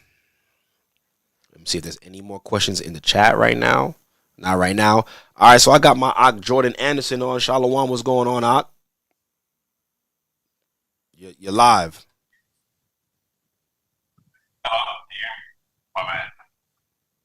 Hello? Can you hear me? Loud and clear, loud and clear. Shalom, Ak. Oh, my bad. Shalom, kid. Shalom. What's going on?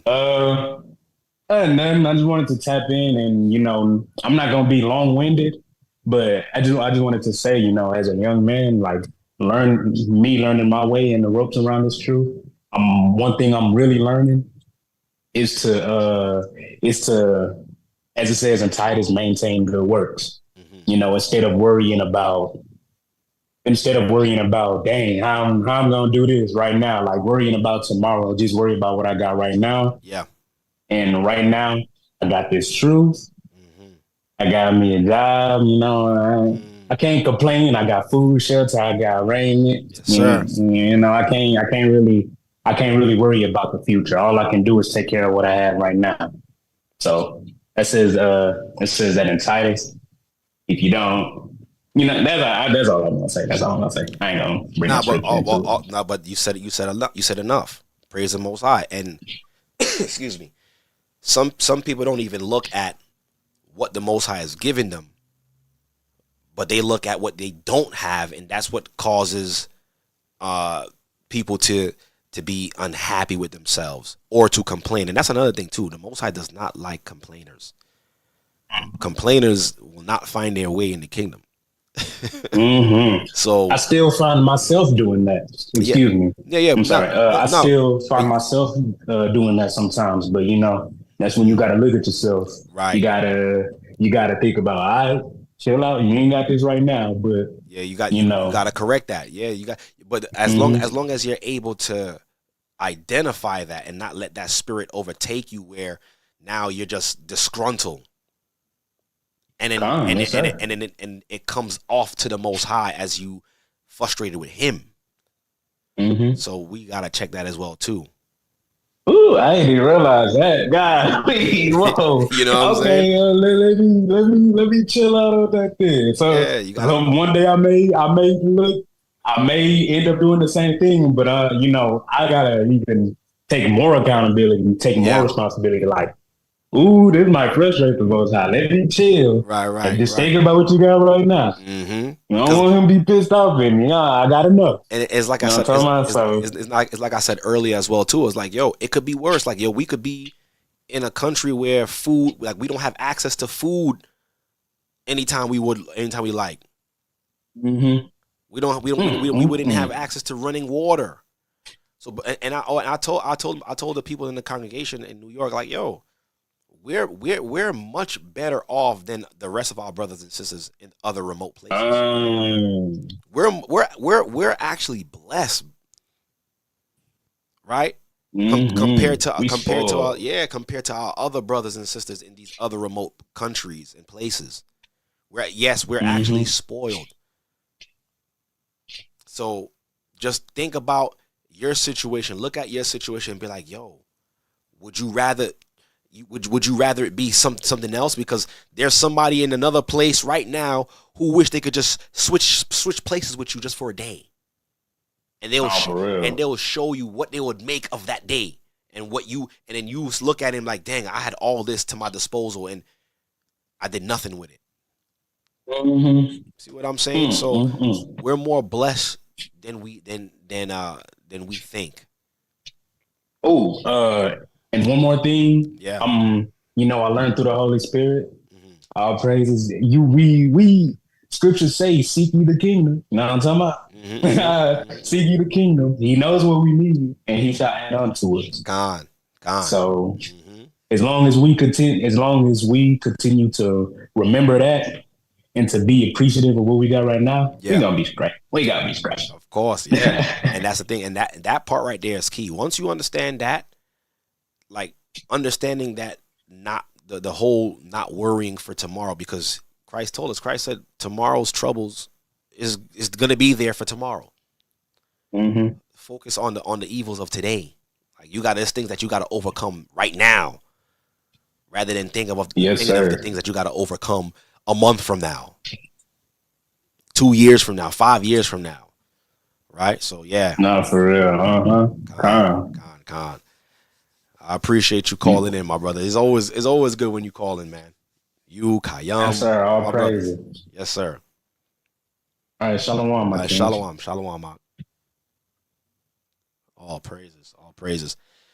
And okay, so the person who asked, Natazaka Benyamin, who asked before, what if your children was raised by someone else and they come back and say, I was unstable in life, and is exactly as I assumed. The Most High could have done that to help protect those children that you brought into those world. But the fact that you was unstable, I'm pretty sure that you're more stable now in life, and it's upon you to try to reconnect with your children. They're your children. They're the Most High's children, but they are your children as well too. You have a responsibility as well to those children, even though they were raised by someone else. It is not too late to try to make amends with them. You understand? And have them understand, if they're old enough to understand, that you was in a bad place in your life, and ask for their forgiveness, and try to make things better. And the Most High is always going to do what's best to protect the children, because they're innocent. They don't know any better. So yeah, that was all in the Most High's will as well too. But I'm sorry to hear that happened to you. But praise the Most High that the Most High has given you another chance to get things right with Him first and foremost, and everything else He'll add on.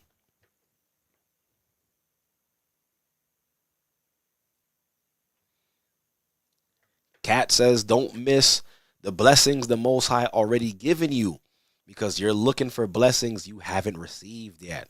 I like that. I definitely like that. All right, so yeah, man. Once again, like I said, the link is in the chat. If you do have any questions, I'm more than happy to answer those questions. I see you in, Shay. I'm gonna bring you in. I'll just make one more quick announcement again. So, brothers and sisters, don't forget that the Royalty Summit is on the way. You still got some more hours to go and purchase your seat, either in person or virtually. And if you're like me, we're all going to be attending virtually.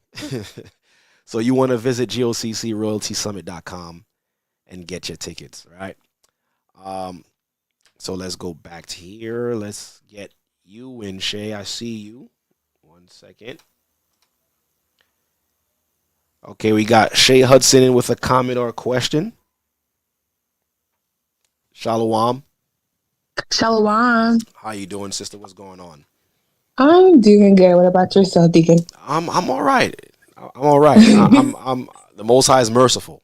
I tell you that much. Hey, that's what I like to hear. I just wanted to basically chime into what you're saying, and Being in the truth, I've been in the truth 2 years, baptized for 1. And I can truly say that being in the truth, when you first learn all the different things, with elders and then get on and they talk about, prepping and preparing and my body that I'm a part of, which is the mobile body, they definitely urge us to, get our minds and spirit first. Like, they were saying the rest of the stuff, like, that's good to stock up on cans and all these different things, But when we get ready to hit the ground running, all we're going to have really is a bug out bag and whatever clothes we have on our feet. That's if you're able to grab it. Yes, that too. We may not have anything, I think when I first was coming in, I was very overwhelmed with all the things that I needed to get done, grab this, do this. And I think now I'm definitely more at ease and at peace with stuff, because everything is in the will of the Father. I'm actually trying to make sure I add that in my vocabulary more. Like, if I tell someone like, hey, I'll see you there if it's the Most High's will. And just taking things day by day, literally, like, you can make a list of stuff and you can plan for stuff, but just to be, aware that it may not go that route or that direction. You gotta mentally prepare yourself for that as well too, because it may not go how you planned it out. Yes. Yes. And so we had a lesson recently about temptation of the enemy, of the adversary. And it was also adversities too can also be trying of the spirit, or either a temptation as well, like whatever things we go to, like your car got a flat tire, or whatever little different things that could make you look upon the Most High like he's not there. And our elder was telling us, like, as soon as the Most High steps away from us, that's when, we feel like we're free falling and he's not there. And that's when we're being, looked at the most, like, what are you going to do, Right. And one thing that really resonated with me was when they were wandering in the wilderness, and they came out of Egypt. A lot of them did do a lot of murmuring and complaining, and they also didn't have a lot of belief either. He had to keep performing these miracles or signs or whatever to get them to understand, and then they would get it.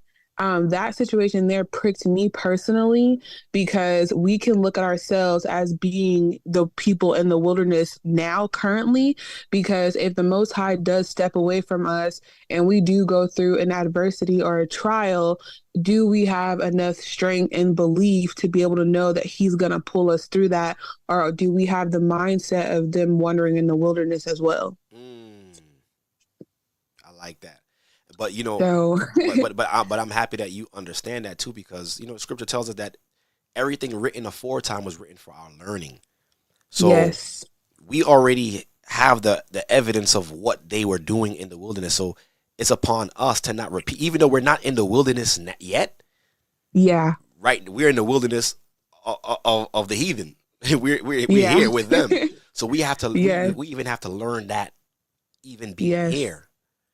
Yes. You understand? So I'm so happy that you understand. And you said you've been a part of the church for 2 years now? Yeah, for 2 years. All praises. You part of the academy? Yeah, I'm in the academy currently right now. Yeah, because you sound seasoned. That's good. No, I'm definitely not, but I do suggest everybody go read Second Esdras, because I just got done reading that, and that is like mind-blowing, like the promises, the things that are to come.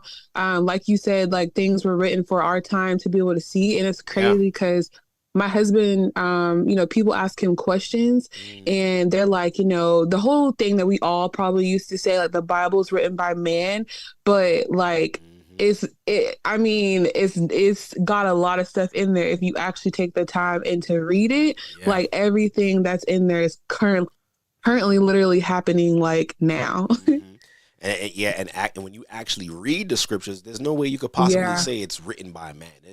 A man's mind can't think of the things that we're reading. Like doesn't make sense. And I saw this one quote. It said that the Bible couldn't possibly be written by mankind in today's time, because it goes against everything that mankind in today's time believes in. Right. Exactly. So if a man had a narrative for the world to follow, the world would be following it. Yeah. So all praise. But the water, Deacon, thank you so much. That's all I basically wanted to say is No that. problem. All praises. Thank you for calling. Thank you.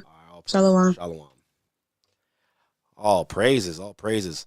Yeah, man. So let me go back into the chat. Let me see what's going on there. But and the thing is, I kind of figured tonight would be a light night too, because everybody is headed to the gala. Everybody forgot about Born of Levi. They just like, we going to Georgia. Nah, but it's all good. All praise be to the Most High.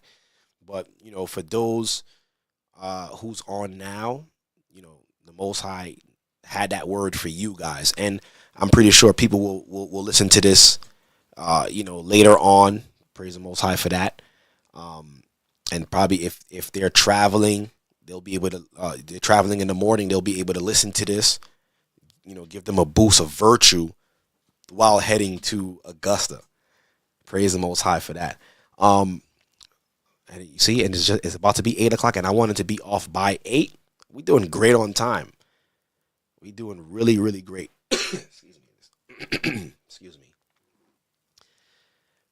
Jay West said, just bought my tickets. Oh, that's what I'm talking about. You know what would be dope too?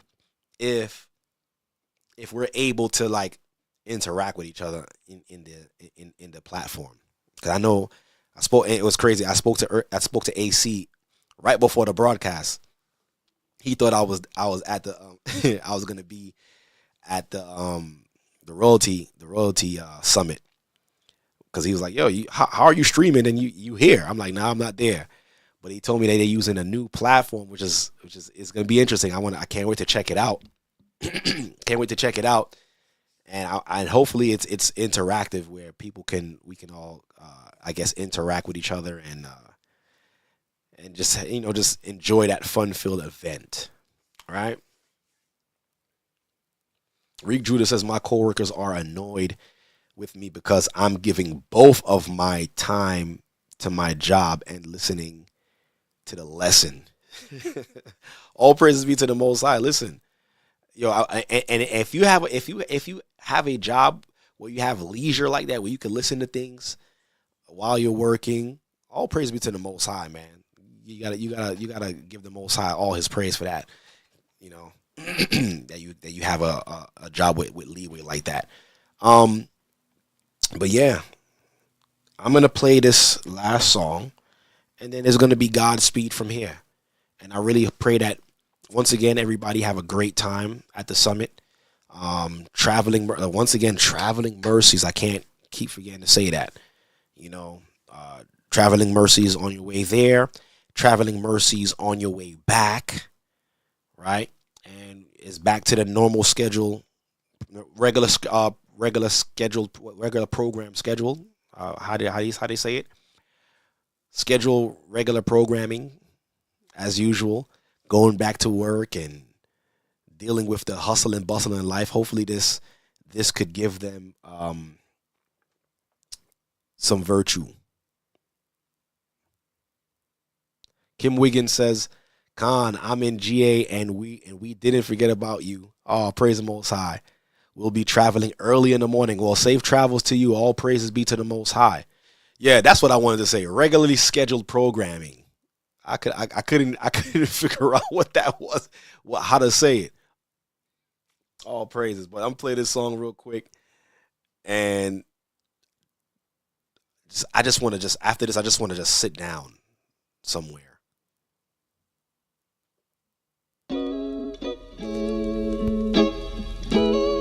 This is the Born of Levi Experience on G.O.C.C. Media.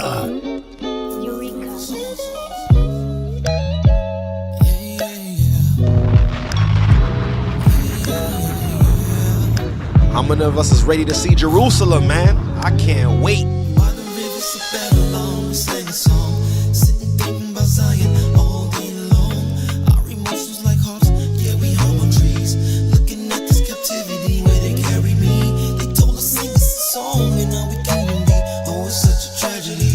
Trying to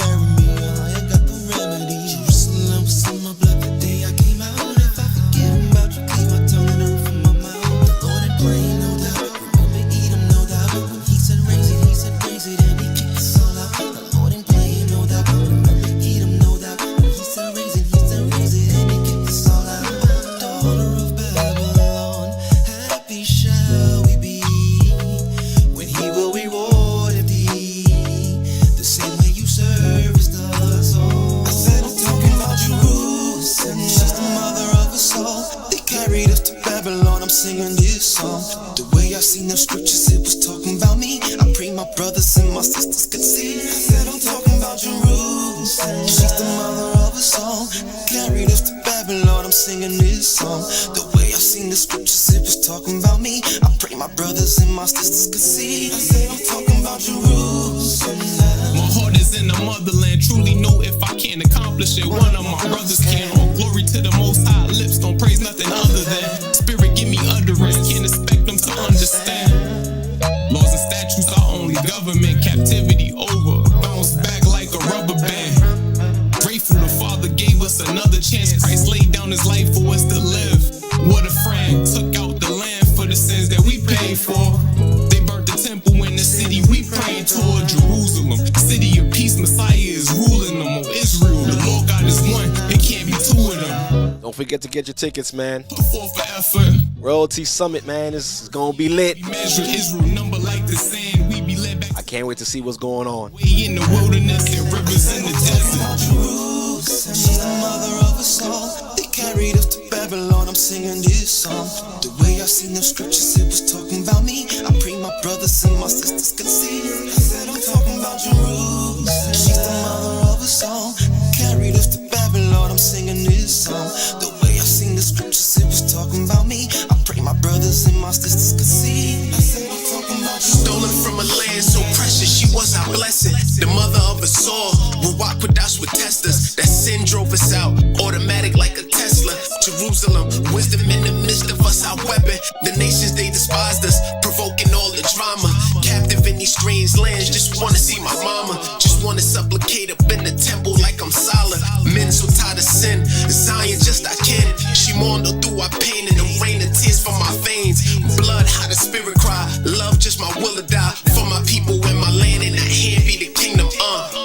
A heaven, really no stress in the kingdom. Us, two or more gathered. Yeshaya in the midst of them. Prayers towards our motherland like Daniel in the midst of the fire. Honor, praise to a higher. By Hashem Yeshaya, Rawchaa Aman. Did you know the holy place, it was our home? In the temple's holy place, made with solid gold. But no, we didn't follow all of his ways like Deuteronomy says in 28:68 now. We're locked in bondage because we crossed. All right, I got Nicole in.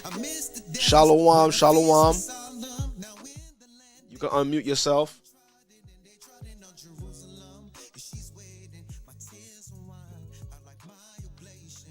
Shalom. Can you hear me? Yes, I can hear you. Okay, how you doing? Shalom, shalom. I'm well, thank you. And yourself? I'm doing good. Praise the Most High. Oh, praises. I just left the YouTube meeting. I was the one who asked about if you were separated from your children and someone else raised them. I didn't hear your full response, but what I did hear was that maybe it was for the Most High's benefit, and I do believe it was, because I was in a place where I wasn't seeking the Most High first, but I was seeking man first. So it was a disruption in my family. You know, I had a whole breakdown and everything. So the good thing is that they were placed in my mother and her husband's care, and they were not separated. And how often were you able to see them often? At one point I was, but where I'm living now, I don't drive, so I don't see them. I don't see them as often as I would like to. This was like, it's been years. It's been over a decade. So they were basically raised by my mom and her husband. And so they're about what, 10? How many children you had? I have 4. My oldest is 22. My only son is 20, and my 2 younger girls are 16 and 14. And but praise the Most High, you was able to get your life back on track, right? It's getting there, yes. It's getting there. Okay, praise the Most High, all praises. And do you believe that there's a possibility that you can reconcile with them? I do believe that. Right now it's a little rough. You know, making promises to them that I will get them the next year, and the next year would come, and I still wasn't in a position to do so. You know, now they're going through their own healing portion of, well, mommy said this and she didn't follow through. So I have to go through their part of being resentful towards me for that. And let me ask you, have you taken this problem to the Most High? Oh, absolutely. And are you making strides? Because like the way the Most High is, we all have to understand that the Most High, he meets us, like he's gonna do it, but he wants you to actually meet him halfway. Right. So are you actively like doing things because I don't want to get too personal, with other people listening, whatever the case is. But I'm assuming that whatever it was that got them taken away, you're no longer dealing with that. That's correct. Right. And as far as your living situation and working situation, how is that looking? I have my own place. I recently lost my job. I was there for a little over a year. I didn't have enough time to put in for FMLA when I got sick in December. Okay. So, of course, the company is going to be for the company. Okay. Are you part of the church? I am. What body you from? DMV. You're in the DMV body? Okay. All right. Well, what word of advice that I could give you is to take baby steps with them. I know you said you haven't spoken to them in over a decade. You got to try to change that. No, I speak to my children. They've been separated from me for that long. Oh, they've been separated for. Oh, okay. I thought you didn't speak to them in 10 years. I'm gonna say, oh. Oh no, I speak to them. What about? And you said, see, how long? When was the last time you seen them? It's been a couple months since I've seen my two younger girls. My son is in and out the house. He's in the streets. Right. And my oldest, she's in grad school. So she has her own place. Okay, I'll praise the Most High for that. She's doing well. And all praises. Just continue to have your children in prayer. And if it be the Most High's will for them to be back in your life, the Most High is going to make it happen in its due time and its due season. But don't give up hope. The best thing that you did was to acknowledge that you were wrong. You were living a certain, once you acknowledge that, now, other parts of healing can now come forward now because you're acceptant of your part to play in it. Some people usually act delusional and be like, they ain't doing nothing. I don't know why this is happening to me. I don't know why. But, you understand. The Most High understands. And, praise the Most High. The Most High had them being raised by family, your mother. It could and like I was saying this throughout the broadcast, it could have been worse. They could have been in foster care, lost in the system, separated. But look what the Most High did. So, all praise be to the Most High at the end of the day, because he's still allowing you a chance to get right. And, just take baby steps in trying to repair that relationship with them. Just take baby steps. Right? I appreciate that. No problem. There was a moment I was a little bit delusional about, why would this happen? And the blessing that I prayed for, which is my little sister, my baby, she's a grown woman, but she has been my biggest cheerleader and my heart critic. But the thing about it is she was never wrong, about pointing out where I deluded myself and playing the victim and being defensive on a lot of things. But I had to come to, what is it called? Come to a higher moment. Or epiphany. You had an epiphany. And it broke me down. But when one of the things I love about the Most High is he'll break you down, but he'll also build you back up from the foundation. Yes. So. Well, I'm definitely happy to hear that you're in good spirits and you're allowing the Most High to take control of your situation, and you're accepted of that. But I'm definitely going to pray for you. I got your name down here, Sister Nicole. I'm going to keep you in my prayers, you and your family and your children. All praises. And, I pray nothing but the best, and let the Most High continue to guide your life and your steps, and for, better things in the future to come.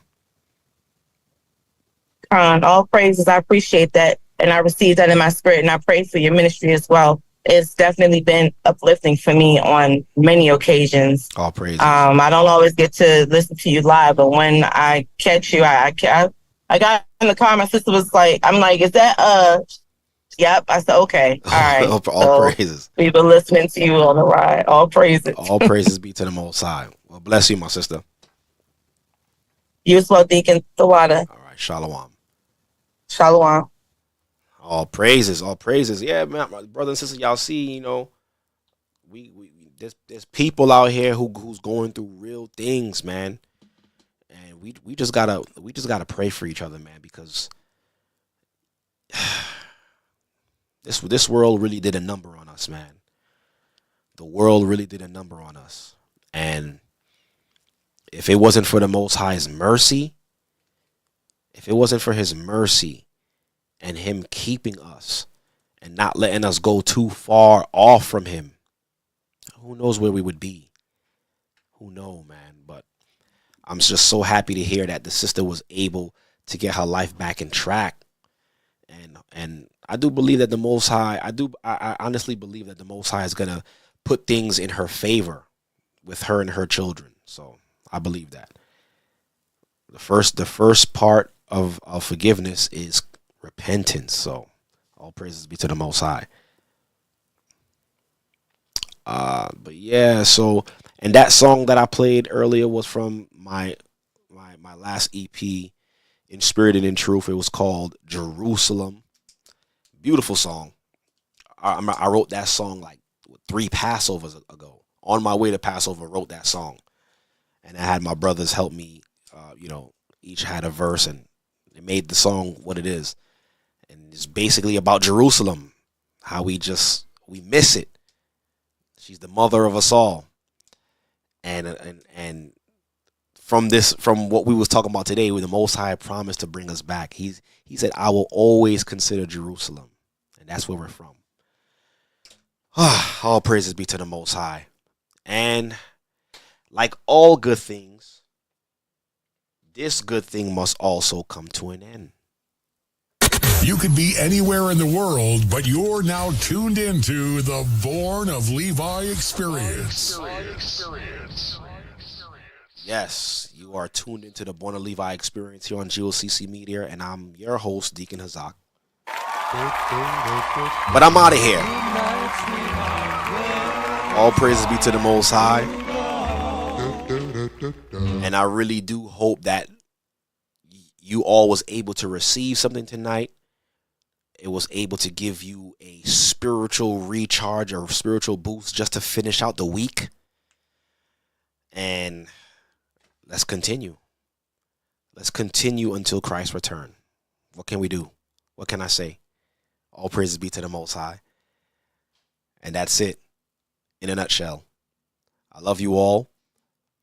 Stay prayed up. Sin not. Watch your children.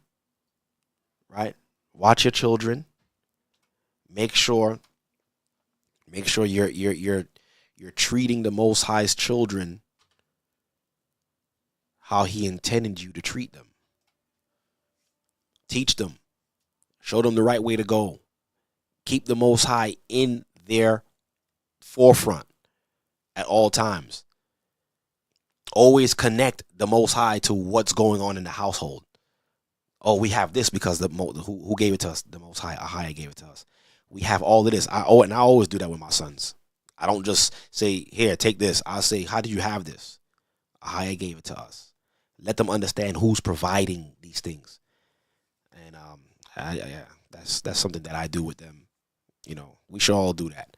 Just keep the Most High in their mind, in their memory. Right? But praise the Most High once again for all things. I'm just so blessed to be a part of this ministry and to know you all. So have a good night. I'll see you all next week. If it be the Most High's will. And we'll continue. All right. Shalom. Have a good night. Peace and blessings. Peace. Shalom. I said I'm talking about Jerusalem.